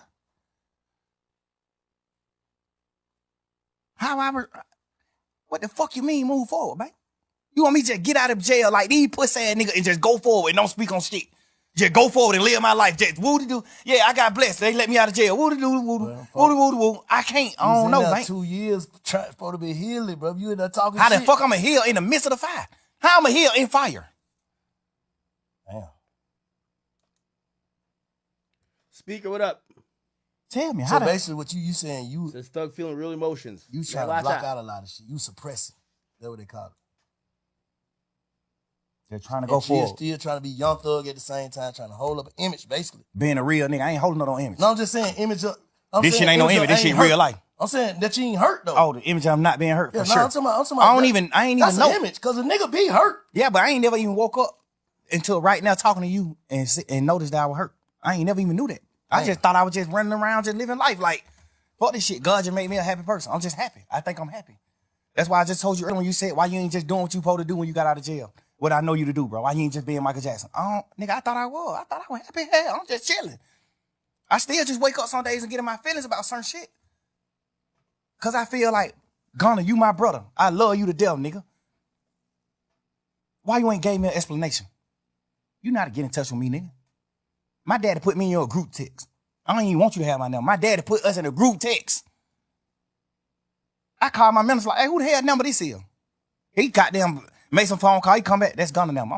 I tell my daddy, man, what the fuck would you put me on text with this nigga for, bro? What the fuck you got going on? Cause he knowing too. Like, nigga just hurt, bro. Nigga. I think, goddamn. But guess what? conversation Gunna need to didn't be take had. advantage of that. I wouldn't even probably care to hear the shit anyway, cause I feel like once you break a rule from your manhood, once you rat or once you turn, and I don't got nothing against people. It's people that work for me. But when I look at you a certain way, if I look at you, if I meet you and you, it's like, okay, if I meet you and you portraying that you a man and you not, I don't got nothing against people. Yeah, no, I get what You know what I'm saying? If you portraying a certain thing, you deceiving. right? Yeah. I can't look at you the same. Yeah. I ain't mad at you for being. So what? Everybody, whoever they, so what, nigga? Mm-hmm. I don't got no problem with people. People work for me right now. Yeah. I'm damn near around people every day because they work for me. I don't got no problem with them. I don't hate that I even brung this shit. I don't want you to take it out, Brandon, but I hate I I agree. even brung it up. Because I don't even want the LGBT. They get what you saying. I don't even want that community to even think that I'm against them. I'm overly with y'all You folks. saying DL, bro. That's what you speaking on. Like, if I look at you like a man and we fucking bitches together, girls together, and we doing certain shit, and I look at you in a man like, boy, that nigga, and then I find out it ain't really nothing you can say to me. Yeah. I'ma just look at you like you broke a man code. You broke a code that men with backbone stand up to. You broke that code. You can talk, you can say whatever you want to say. You broke a man code. I don't look at you the same. But in real life, I don't even want to hear what you got to say, but you still supposed to be a real nigga to say, I'm finna say it. I don't give a fuck if you want to hear it or not. I'm finna say it to make sure he know. And that's why I'm doing this interview. He might not be one to I'm just speaking, stir the pot. That ain't stirring the pot. Get on the internet and saying how you feel about betraying your brother. How the fuck is that stirring the pot? Yeah. How? You ain't getting on the internet saying, oh, this nigga did this nigga did this, and bring the other. You ain't doing all that. You get on the internet and saying, even if you're not on the internet, my daddy put us in text message. So you can't even do no interview in the future, in the near future. You can't do no interview and say, I ain't got his number. I ain't got in touch with him. You overly got my number. Overly. That just further my conspiracy. You saying even after all the shit all the jabs you been taking, you still supposed to submit. Cause you know you're wrong. It ain't even about submitting. It's about speaking your piece. Did what it is, bro. Yeah. So basically, I don't like, bro. Imagine nigga, bro. We fighting to say YSL is not a game. Me and Bank best friend, they're my mans. We done made all the millions in the world together. I gave you the millions. We ain't make them together. I gave them to you. You get on and you take a plea and say duct tape is a game and it must end. Just be a man. You don't think that you owe Thug an explanation? No matter what Thug saying. Thug can say Bank a rat all day. Bank a rat. He a motherfucking rat. Nigga, I can say that all day. And you can't say nothing about that because you did. But that's going to stop you from giving me an explanation? As a man. So maybe he need to get in touch with his feelings. As a man, bro, you supposed to, bro, this what I did what I was thinking. If you rocking with it, you rock. If you're not, fuck it. How can you just do what you did to me? Yo, Gun, I ain't gonna lie, man. Whatever you do, don't say a fucking word. Thug spiraling, okay? He need to either go to therapy or something, because I'm pretty sure Gunna has feelings, but I think he also realizes spiraling online is just not gonna help. So whatever he's advising Gunna to do, don't do it, Gunna. Okay? Don't do it. And then just go live your life like ain't nothing happened. Like, how can you do it, bro? I can't do that. I feel like I ain't do nothing in the world wrong in my... And plus, right now, with the atmosphere, Thug needs the lifeline of sympathy from Gunna. Now, granted, maybe Gunna does owe him an apology, but Thug needs that for fans and everybody who has looked at Thug really unusual, because we're watching how he's acting, hearing interrogation tapes, we're hearing jail calls, and it's not looking like the overly trim Thug that we once knew. It's looking like a hater. It's looking like a hypocrite. It's looking like someone in denial. And if Gunna came out and was just like, I'm sorry to you, I think it would help solve this. But if I'm Gunna, I ain't saying a fucking word. Interrogation. And I still can't just go by living my life without addressing it. I still got to address it. Because you know it's wrong for you being in there. As a man, I got to explain this to niggas that I love, that look at me like a gangster, that look at me like a man. Yeah. It's niggas in this world that's going to be like, boy, what the fuck is you doing? Yeah. Practice what you preach. Yeah. That's why I'm speaking on it. Because I'm a man. And I got real feelings and I care. Yeah. And I'm going to make it right. How the fuck I'm going to just go forward? How? That mean to me, you never felt the way I felt about you, about me. You never did. Nigga, I'd die before I go against that nigga. Even to this day, still. I'd die before I go against him. The only thing I'm gonna ever say, you're a rat. You're a rat, bro. You're a fuck nigga. You did what wrong. You betrayed me. Man, being a part of his demise or anything like that, I'm never doing that. Nigga, I love the nigga mama. That nigga mama like my mama, nigga. Nigga, I bought his mama her first piece of jewelry. Obviously, he presented it like he bought it. I did that. She probably never know that. Get what? We can talk about that shit all night. He made sure he dropped 2 nuggets. Yeah, I bought your brother that car. Yeah, you presented, but that was me, nigga. Your mom, she had fake jewelry. I bought her real first jewelry. You presented, but now she know. Yo, trust me. There's a few things that Thug says that, let me tell you this. I'm going to be honest. I think Thug's a manipulator. I ain't going to cap with you. He says certain shit that the truth of his real feelings come out. He says, I gave you all them millions. What? I'm telling you, that's a different type of complex. He's talking about Gunna's career. He said, I gave you the millions.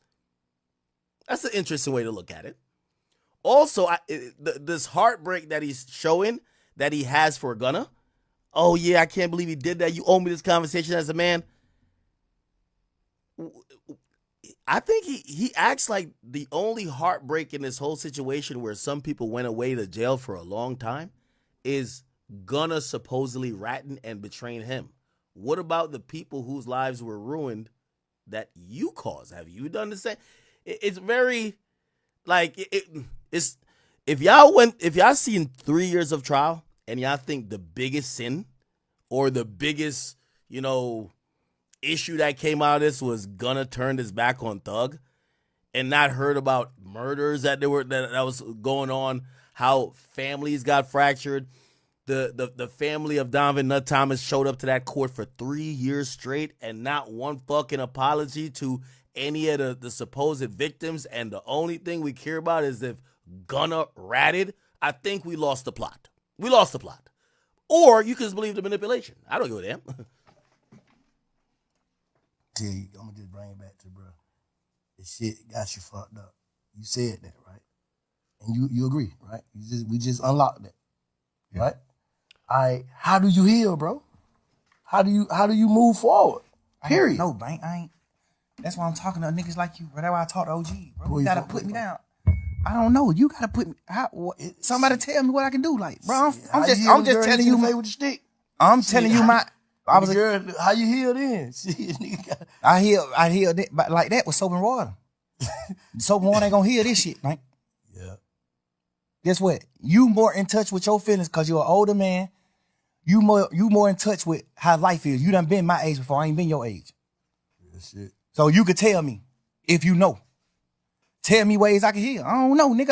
I'm telling you my perspective. I'm telling you why I'm fucked up. I'm telling you why I can't go forward. Not why I can't go forward. I can go forward. I'm telling you why I haven't went forward. First step is knowing what you just said. First step is knowing. I ain't never know till today, bro. Till I talk to you, bro. First step is knowing. The second step is goddamn knowing that you know. Goddamn, I don't know. You just gotta, man. Shit, you got it, bro. Whatever, man. Like everybody, man. Niggas just gotta move forward with their life, man. Make sure this shit don't turn into nothing else. That's all I'm saying. With whoever on the internet, talking the internet, you and Gunna, I feel like y'all niggas should have a conversation. That's just how I feel. So have you ever been betrayed by one of your friends? Yes. So bad to where you can't talk to them no more? Don't lie. Yes. But I still, if I see a nigga mama or something, tell my brother I say I love him. Because I do. I understand I can't turn my heart off. That's another. I ain't finna say nothing about you. I ain't finna nothing because I already know what it gonna lead to. We keep going back and forth, then that shit gonna lead to something else. That's another thing on respect. A nigga ain't contact my mama. When you did what's wrong in that courtroom, you ain't get out of jail and run to my mama immediately. You ran to your mama, who I take care of. You ain't ran to my mama, who you ain't never did nothing in the world for. Nothing. You ain't pull up on my mama and say, hey, I know bro going through some shit here. Bro, bro sent money these niggas sent money to help me pay for my lawyer. Wham sent the money, all that. That's why Wham hurt. Like, these niggas, they talk to Wham. I ain't talk to them. These niggas held conversation with Wham. Wham told them, man, hell no. Nigga, what? Never. Don't never do that. But if your ass get 100 years on that bunk, nigga, we gonna take care of your mama and your family forever. And nigga know Wham mean what he say. He stand on his business. Home, a real one. These niggas held conversations with Wham. And Wham told these niggas, what? No, sir. No. You can't do that. Nigga, what? That's the worst. No. Nigga ain't pull up on my mama, bro. Nigga, I done held conversation with my mama and get what my mama said. Man, fuck these niggas ain't, cause she an old lady, so she don't even care about no nigga ratting and doing all that. She an old ass lady. My mama get on the phone and she say shit like, man, them niggas ain't pulled up on me. Ain't none of them niggas came to see me. Guess what? Wham done pulled up, gave my mama bags, dunchos. Pluto done gave my mama dunchos. Cash, XO Cash, done pulled up several times, gave my mama duncho. That nigga probably gave my mama 300,000-400,000, boy. Like gaffers, 50, 60, 100, 120. Whatever he have on him, he'll just pull up on my mama, just a hug and kiss her. And whatever he got on him, he just give it to her. It might be 36,000. Here, mama, dude. Bro, you ain't even put up on my mama. W Cash. And that's why I say you not a man, because you ain't even ever told your mama all the shit I done did for her. Your mama think you the real nigga. Your mama think you taking care of. You ain't never even told your mama, man, Slime did this shit. Cause guess what? You not a man to me. You living your life. That's unbecoming, though. I don't like when people do some shit and then throw it back in your face. Well, I obviously he's hurt now, so I guess that's why he's bringing it up. But according to your rap career, the only regret I have is ever in my life messing with them niggas. Ever. I supposed to have better judgment with who I take with me, bro. But these niggas fuck nigga whole shit up, but I can't function, bro. I'm telling you, bro, I'm fucked up, bro. Like, ain't even about none of this interrogation. All that shit petty shit. I ain't never tripping on that. When I got on the phone with you the other day, what I said? Hey, bro, I did what wrong? And you said, man, you ain't do nothing wrong. The only thing you did wrong was even talking to them. Before sending somebody to jail or telling on somebody, you ain't do none of that. Cause that's what I care about. I care about that. I'm a man. I honor niggas who I love, I respect. I honor that. Nigga, you ain't even told your mama and your daddy and your brother them that I was the one who helped you do all the shit for them you did. Not saying you wouldn't have did it, but you wasn't able to do it at the moment it needed to be done. I did it. You ain't never tell them that. I fuck with Weekend. I look at that nigga like a big bro. To a certain extent. We ain't never just like hung out like that, but I fuck with Cash. Cash my brother.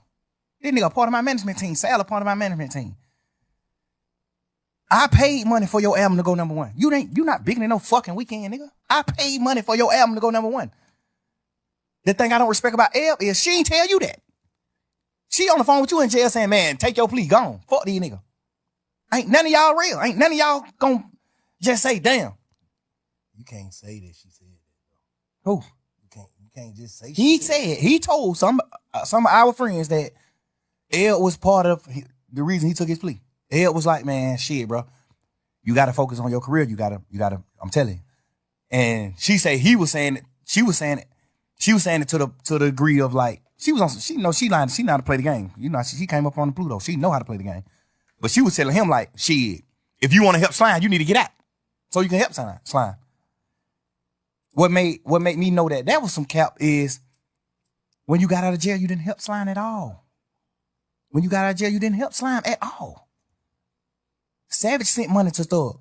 Wham sent money to Thug. Pluto sent money to Thug. Cash sent money to Thug. Drake sent crazy bankroll to Thug. Gunna didn't send no bankroll to Thug. Gunna didn't pull up on Thug mama. Gunna didn't pull up on Thug family. Gunna didn't pull up on Dolly. Gunna didn't pull up on nobody that has nothing to do with Thug. So it's no way possible you think that Elle was serious when she said you got to get out so you can help Thug. Man, you ain't get out and do nothing to help me at all. You do an interview and say, I'm providing. How? What the fuck you providing it? What you talking about? Boy, you ain't put up on my mama, gave them nothing. I'm so solid, right? That nigga signed to me right now. I'm so solid. I still ain't never took $1 from him right now, and he signed to me. Ever. I still took $1. Like I still ain't collected none of my money that he owed me. Right now to this day. Never, still. Ask him. Never. Man, that shit might be goddamn floating in the wind somewhere. I ain't even stunned looking for it. I feel like that's not godly. That's not a godly gift. I feel like the devil get gifts too. I feel like that ain't a God gift. That ain't a gift God want me to have. I don't want it. I don't want that shit. Fuck it. I'd rather die and then the lawyers figure that shit out. Oh, he made these little 3-4 million off of Gunna music. Get this shit to a kid. Fuck that. I ain't even, bro, I'm so fucked up about that shit, bro. I'm so much of a real nigga, I still can't even be no fuck nigga.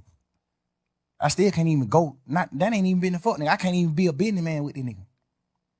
After he did what he did. I still ain't never did nothing to You really want to forgive them? No, I don't. No, I don't, twin. I wish he did something lighter so I could forgive him. Fuck, I don't. Hell nah. But I done cried many nights about this shit. This shit ain't about no Wham, Pluto, Savage, man. Fuck every one of them when it come down to how I feel in real life. Not saying fuck them on no bullshit. When it come down to me making a man, cause I done raised these niggas to a certain extent. You think I care about what they feel? I can't. Hell no, I'm a man. No. What he did, I will never do. That piece of paper you signed could have sent me to prison for the rest of my life. With Gunna taking that plea, was it harmful to me? Yes, 100%. How? You out? Because God. Could have been. That's what I'm saying. I'm saying it was harmful. But the way my lawyer and the rest of the niggas that stayed a part of the case, the way our lawyers worded it, because you got to think, we going in the trial saying that YSL is not a gang. Now you got Gunna and the rest of these 7 niggas take a plea and say YSL is a gang, except Duke. Everybody else who took a plea said YSL is a gang. Now my lawyer, now we having a meeting, all the lawyers having a round table meeting. Now all the lawyers saying YSL ain't no gang. These are the points we're gonna hit. This is what we're gonna do. YSL not a gang. This is what we're going to. All lawyers are aligned. 100%, all they add. This is what we doing. Huddle, break. Now this nigga take a plea and say it is a gang. Now these 7 niggas take a plea and say it is a gang. Now they going back into the drawing board. Now the lawyer going to the drawing board like, well, now we talking to the jurors. First we telling the jurors YSL ain't a gang. Now we going back to the jurors say, well, some people might say it's a gang, but we ain't a part of that part of it. We a part of the record label part. Hold on. So let me ask you something. Points were made. Points were made. So did y'all see Gunna plea before he took it? Killer, before what up? we knew? Did y'all know? The lawyers did. They ain't tell y'all? My lawyer told me. I'm saying like. My lawyer said, I think Sergio Kitchens is going to take a plea today. I said, you think so? He said, yes. So he didn't get a chance to get into his lawyer and be like, hey man, no, man, let's stay on track. Of course, we did all that. His lawyer, my lawyer was the head honcho of the lawyers. He tell him everything that happened in that trial came from Brian. Everything. He told every lawyer what to do, what to get up there and stay. Matt Sharp is top tier. Brian told that nigga everything to say to help Shannon. Everything. Nigga, them niggas talk to each other every day. Obviously, Matt Sharp, mastermind, and he know how to protect. Nigga, him and Brian in the same office. Brian gave that nigga rooms in his office. Brian owned his whole building, this office space. He got 10, 15 rooms. Man, Matt Sharp, 5 of these rooms, yours here. Like, but these niggas in a huddle 3 years straight, nigga. Everybody on one accord. Until that happened. When he took the plea, the niggas who got off the case was out of the huddle. All the rest of the lawyers who still was on the case was still in the huddle.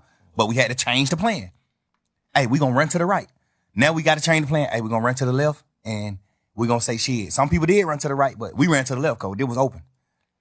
You gotta think, do it hurt the case, nigga? You got jurors sitting in there bitch saying, we don't know none of these niggas. We know Young Thug and Gunna. Every juror. We know these 2 people. These are superstars. The rest of these niggas is nothing. We know these niggas. These is the head honchos. This what the state's saying. The state don't even got to say it. We the 2 richest niggas on the case. The jurors gonna think that anyway. The state don't even got to say it. They would have been better off not even painting that narrative. Because the jurors already thinking that. They was painting the narrative so bad to the point where it made the jurors like, man, now you just talk. It might not be like that. It might not be like that. You better off not even speaking on that and just letting the jurors just come up with that themselves. Because they were going to come up with it themselves anyway. If I'm looking at 26 niggas in the room, 28 niggas in the room, and 2 of these nigga millionaires, okay, these the 2 bosses. That's what I'm thinking anyway. But when you take your plea, now it's like we go from YSL not being a gang to, well, my YSL is a gang to certain people. But not to Mr. Williams. Mr. Williams is all about music. What you mean did it hurt the case? I heard somebody do an interview and they asked one of the lawyers, Mr. Weinstein, goddamn, salute to him, I love him. They asked Mr. Weinstein, did Gunna hurt the case? And he was just speaking from what happened after the pleas. Mm-hmm. We was in this courtroom, tearing these motherfuckers, the state ass apart. They couldn't beat us in no way, shape, or form. No way. They wouldn't beat us.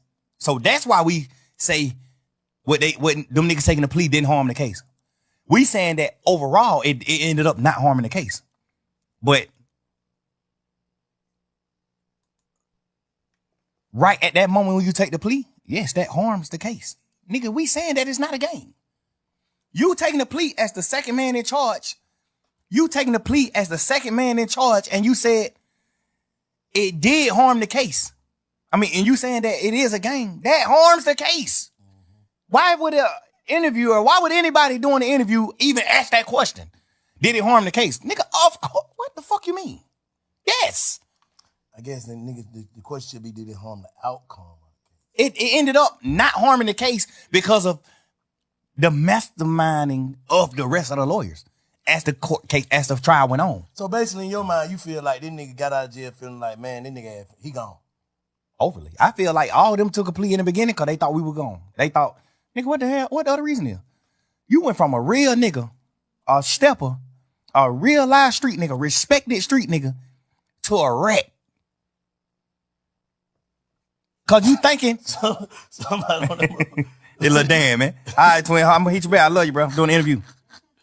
nigga bad living. He just he ain't even know nothing about that. He just speaking like we just talking man to man. That's why I ask you questions like Bank, what man to man. I understand the light and the political. I understand the political shit behind everything, but just man to man, brother to brother, big homie to little homie. If you go into jail and you plea out before the trial even start, what the fuck are you thinking? Boy, that shit over it.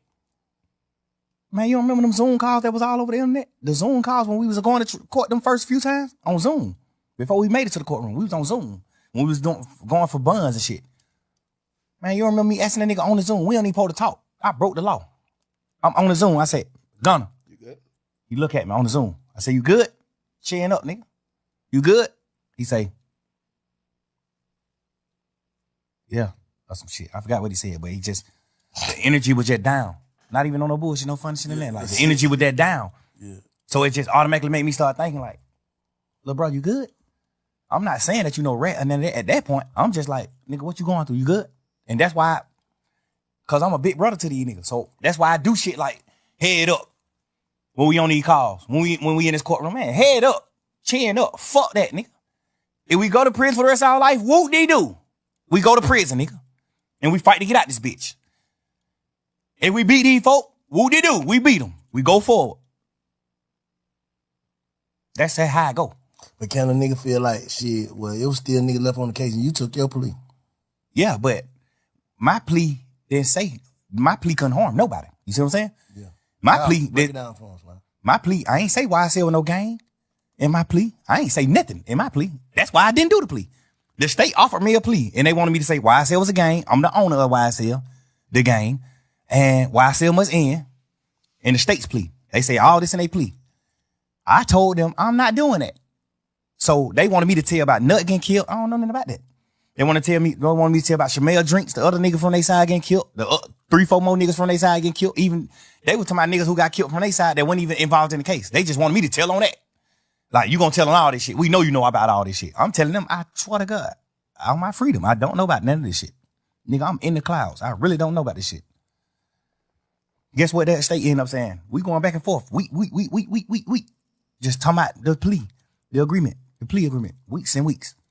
We never can come to agreement. Guess what the DA say? Fonnie Willis say, well, you don't got to speak on none of this shit. You don't got to tell on nobody getting killed. You don't got to tell them on none of that. I take all this shit out of the plea. But you must say YSL is a gang and you the owner of YSL. Man, I'm not doing it. Beat it. I'm a man, nigga. YSL not a gang to me. Beat it. I don't give a fuck. No freedom in the world can make me do that. No. Guess what Brian say? Shit, I ain't gonna do the plea. Fuck it. Let's go on finish trial. Say less. The next day, he come to me with a plan. He say, you ever heard of a goddamn non-negotiated plea? I'm like, nah, what's that? He like, well, you don't got to deal with the DA. You deal directly with the judge. That means you get up in front of the judge and you say, you guilty of these crimes. I say, I'm not guilty of that. I'm not in the gang. I'm not guilty of YSL being in the gang, the RICO. I'm not guilty of that, Brian. So I don't want to get up in the courtroom and say I'm guilty of that. That's not true. I don't want to get out of jail that bad, Brian. That's not true. Let's let's finish this trial. And he ain't want to do the plea anyway. Brian like, man, we're going to beat the sleaze out of that motherfucking ass. I'm just telling you, you can't get convicted of this because it was in your house. So that's why when we did the non-negotiated plea, Brian, when we was talking to the judge, Brian was talking about the charge that I had. Brian like, hey, we plead nolo to this charge. We plead not guilty to this charge. We plead not guilty to this charge. We plead not guilty to these charges. We'll plead guilty to these charges because this the shit that they found in his house. Mm-hmm. I'm on probation for the shit they found in my house the day we went to jail. I'm not on probation for nothing that the DA was trying to say I was guilty of. I'm only on probation for what they found in my house. That's first of all in my plea. My plea was non-negotiated. I went straight to the judge. Hey, Your Honor, I'm guilty of these crimes. I'm guilty of having these controlled substances in my house. I'm guilty of having these pills in my house. I'm guilty of having this weed in my house. I'm guilty of having these guns in my house. I'm guilty of having this serve in my house. That's what I'm guilty of. Rico, being in a violent criminal street gang, why I say all that shit, I'm not guilty of none of that. I ain't doing that. Guess what the judge said? I agree. I'm going to find you guilty of this shit that I found in your house. So my plea was the plea that I was going to end up with anyway. Because if I would have beat the case, I still would have got found guilty of the shit that they found in my house. You think you got more time? You think you got some jail time if you went all the way through it? Nah, because she ended up, Shannon had got found guilty of one of his charges. The having a firearm as a convicted felon. Mm-hmm. So he probably went to jail 10 years for that. Off top, 10 years. And it was a switch. 10 years off top. He got acquitted for everything else. All the murders and shit, he got acquitted. But he got found guilty for that one charge. Cause they gotta find him guilty. Even if the jurors want to to say that he innocent, they can't.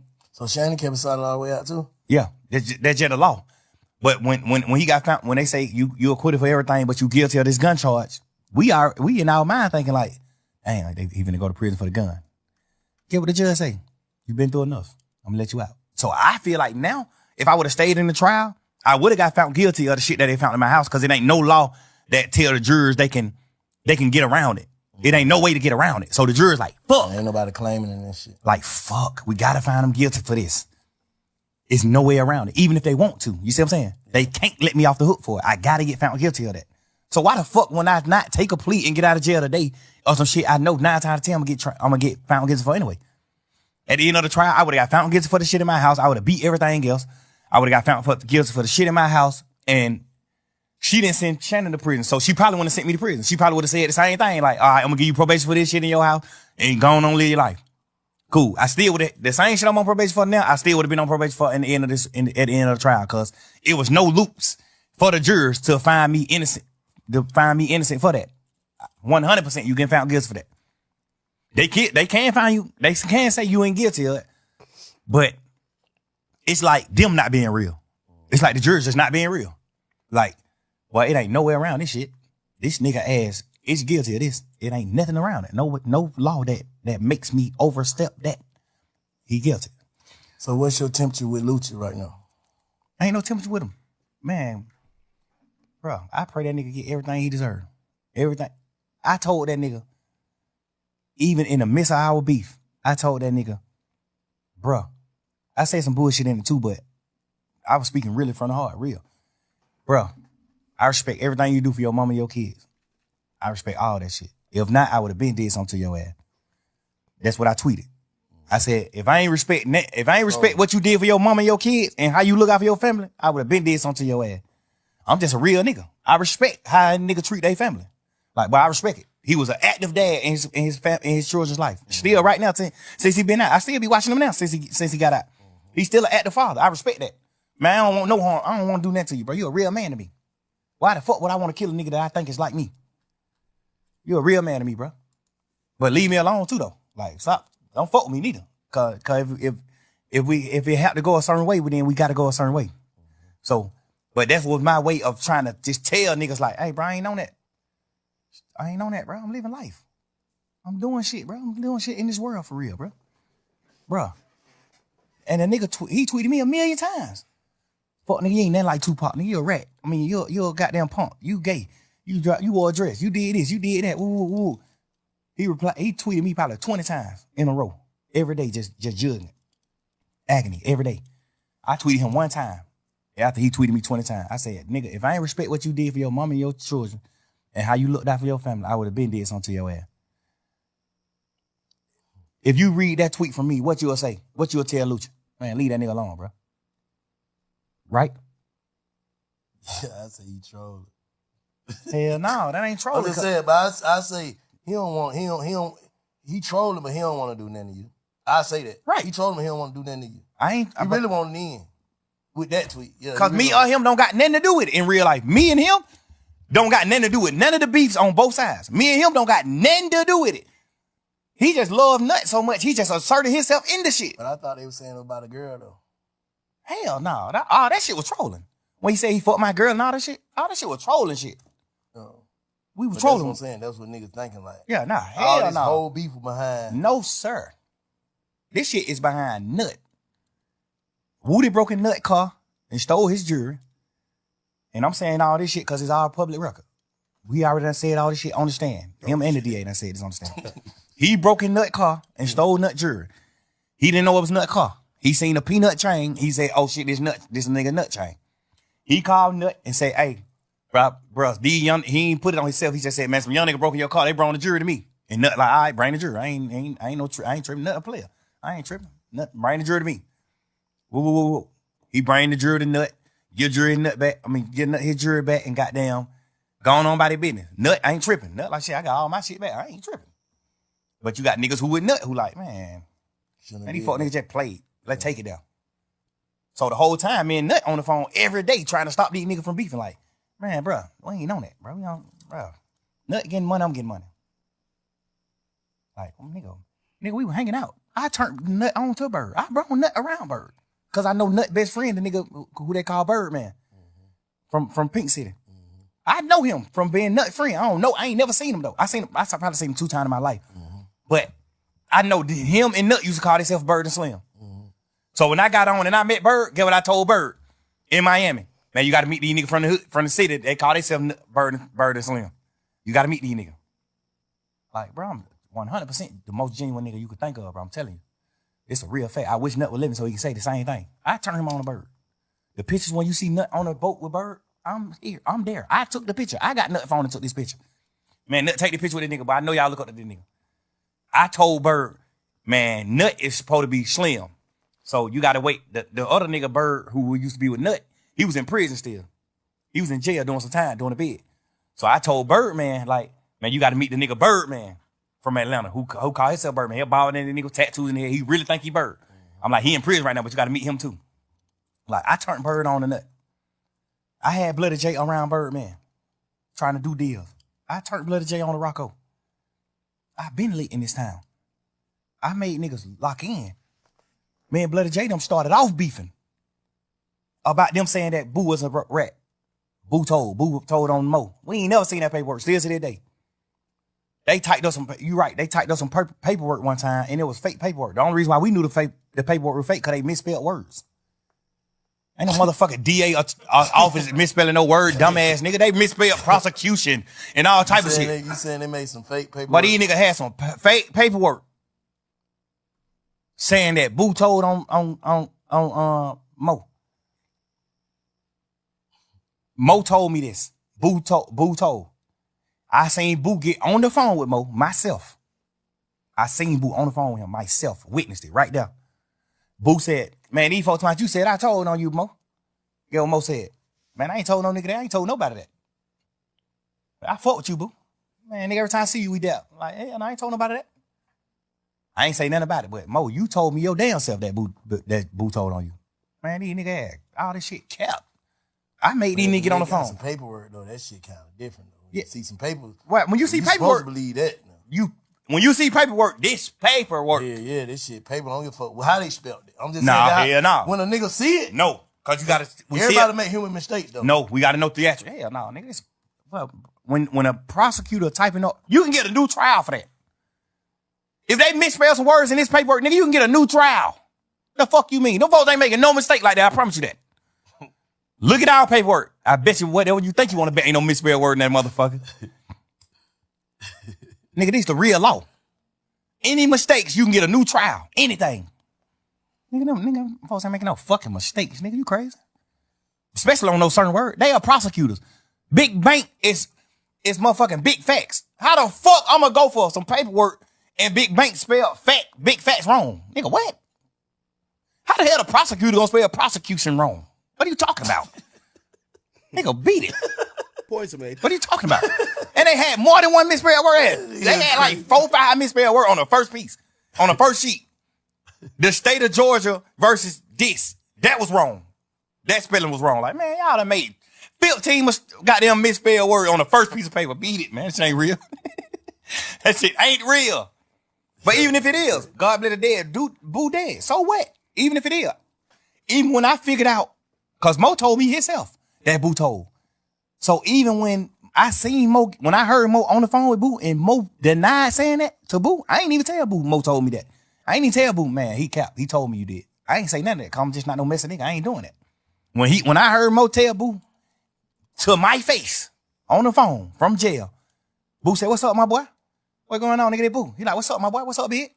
He like, "Man, I'm trying to see what the hell going on in these streets, bro. You know, I fuck with your game, bro. These niggas to my goddamn you saying I told on you, bro." That nigga said, "Man, hell no. Well, you know, I fuck with your gang. Every time we see each other, we goddamn greet like players. Well, you know, I ain't saying no shit like that, man. Don't let these niggas goddamn woo."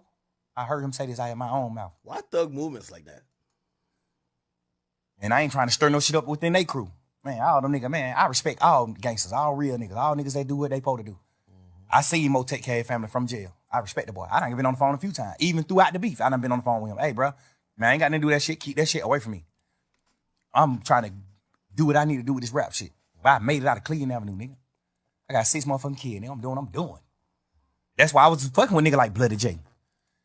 Nigga like Ola Player. I was fucking with them niggas. I was fucking with Big Nut. Nigga, I got 5, 6 videos with Birdman with Nut in them. With greeting. Like, nigga, I shot. Ain't no harm in my blood with Days Loaf in they hood. I shot that motherfucker in Pink City. In they projects. Where they hang at right now. I shot that video there. The video of me, Birdman, and goddamn Ralph. Look at the video. We played it in court. When Nut Daddy got on the stand, cause the DA done tricked him to lie about some shit. When Nut Daddy got on the stand and saying, "Yeah, my son and Nut and Thor been goddamn fell out back in November of 2014. Cause he got killed 2015, January 10th, 2015. His daddy get on the stand listening to what the DA telling him to say, cause they get to prep him before he get on the stand. He get on the stand and say, without even knowing the truth. And I get it. You're a dad that lost his son. Yeah. I get it. I'm never, that's why I ain't never said fuck that nigga daddy. I never said fuck him, none of that. I don't say none of that. I get it, nigga. Yeah. A nigga gonna do whatever to get some justice for their son. They're my son. In that case, nigga, their family got a right to feel however they feel. I'm never going That's against their that. family, nah, for sure. Never. You're right. I That's understood real. that. That's real, yeah. When Nut died, my house got bust. They typed up a fake search warrant and bust my house. They got my phones. They so fucked up. The DA, the judicial system so fucked up. They see me and Nut text message in my phone the day he died, the day before he died. Where you at, Nutty? Man, right here to park, finna go get me a haircut. Goddamn, I pull up on you later on. All right, say left, love. The day Woody got jumped on in the club, I text Nut, man, what the hell going on, bro? I thought we said we squat that shit, bro. I thought me and you got on the phone like brothers, like men. He said, bro, we ain't a part of none of that shit. We telling them niggas stop that shit. We telling them niggas let that shit go. But y'all niggas tripping. That shit ain't about nothing. Like y'all niggas really ain't spoke about nothing. Nigga, I got text message talking to Nut moments before he died. Same day. They knew it. They just didn't say that. Like, obviously that's the state. They trying to do their case. They doing what they supposed to do. Like, I ain't even mad at them. Like, you my opposition at this point. You trying to do what you do to sentence me. I'm trying to do what I'm doing to not get sentenced. I ain't tripping. But, bruh, we got text messages of me and Nut texting. I don't know, goddamn well, me and the man were cool. Y'all know that. I ain't care my flights. Like, we do this shit all night. What you want to say to the city before we get out of here? Listen, man, I tried my best. Put the mic in. I tried my best to make this city one. Unity. I tried my best. Anybody from this city, including Rollo, P, all y'all niggas. I don't got no smoke with y'all niggas. I don't want no gangster shit to go on with y'all niggas. I ain't got time. Like, the street shit is already over with. Once you tell the street shit over with. Like, you can't kick the street nigga shit. And I ain't even saying that to bash no nigga. Like, why would I want some smoke with a nigga that I already done told on somebody that you done work with the police? I thought you were gonna say something else. I'm just saying, just real nigga shit. But still though, bro. Like, listen, I don't want no smoke with y'all nigga. Even now, even if y'all didn't tell, I'm just bigger and better than what we doing.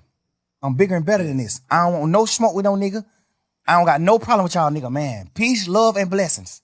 I hope everybody live their life and live and rejoice. I hope everybody in this world prosper and get what they need to get. Everybody.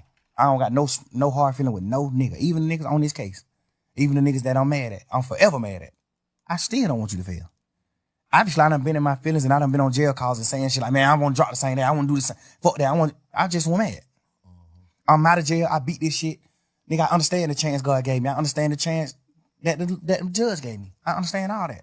And now I'm sorry to my fans and everybody that I love that I even took that for granted. But I hope now that you understand why I couldn't just go forward, why I took it for granted. If you think I took it for granted, I want you to understand through this conversation why I feel how I feel. I'm gonna tell you though, after this, cause you realize that you fucked up, traumatized, all this shit that everybody that don't know that we walking around with, everybody's undiagnosed of mental illness for real. If you from the streets, you fucked up. I don't give a fuck who you is, cause there ain't nothing but heartbreaking betrayals in this shit. So you saying basically you finna move. I know it's gonna be hard to move forward from some of that shit. You finna try your best to heal and move forward from all the negative shit. Absolutely. Absolutely. Cause we gotta hold you accountable. Like Slime, you just said this, man. You some bullshit, bro. If a nigga don't, cause it ain't just for the people, for everybody else. It's for you too, bro. Your family too, whoever. Like niggas getting second chances. Nigga, you don't got like 9 chances. Shit, we all done got like 9 chances. Nigga done been in and out of shit. Could have been in shit. Could have this. Could have that. And God working on our city, man. We need to put the energy back in this shit to where niggas ain't gotta be friends. Niggas ain't gotta be shit, but. Like you just said, I don't want to see no harm to nobody. I ain't against no nigga. I ain't in your way, don't get in my way. That's how I look at it. Cause we looking crazy right now. Absolutely, but I don't want niggas to make it like I'm the forefront of us looking crazy. It's everybody. I'm just letting you know. It's a whole pot. I'm letting the people that's not from Atlanta know. Okay. The people that's the fans of everybody, Rollo fans, P fans, Wham fans, Pluto fans, my fans, Gunna fans, Yak fans, Duke fans, everybody. I'm letting everybody that's not a part of Atlanta, that don't know the inside scoop, that don't know what's going on. I'm gotta be the head. We just all ingredients. None of us shouldn't be no more ingredients. Everybody who on the motherfucker, anybody who want to come on the motherfucking talk, come on. But no ingredient. Don't be an ingredient, bro, to the devil gumbo. Shit. I want everybody in this world to prosper. This is my honest God opinion. I want everybody in this world to prosper, no matter what you did, no matter what you did wrong, because everybody done did wrong shit. Everybody done did bad shit. You know? Everybody done did something bad. Everybody done did something that wasn't godly. When you a street nigga and you a gangster, I don't give a damn if you come down and you selling drugs. That's bad. You sold somebody drugs. They could die from that. Everybody done did bad shit. So I'm not really tripping. I'm just telling you just a few of my opines, like how I feel about certain shit. And why I feel like your best question to me was, why the hell you ain't do what you need to do when you got out? Because I understood the blessing that I got. I understood the judge talking to me and looking me face to face saying, nigga, you the one, bruh. She gonna blame you, you go back in there. I'm already knowing, but I ain't gonna give her no reason to. Yeah, can't.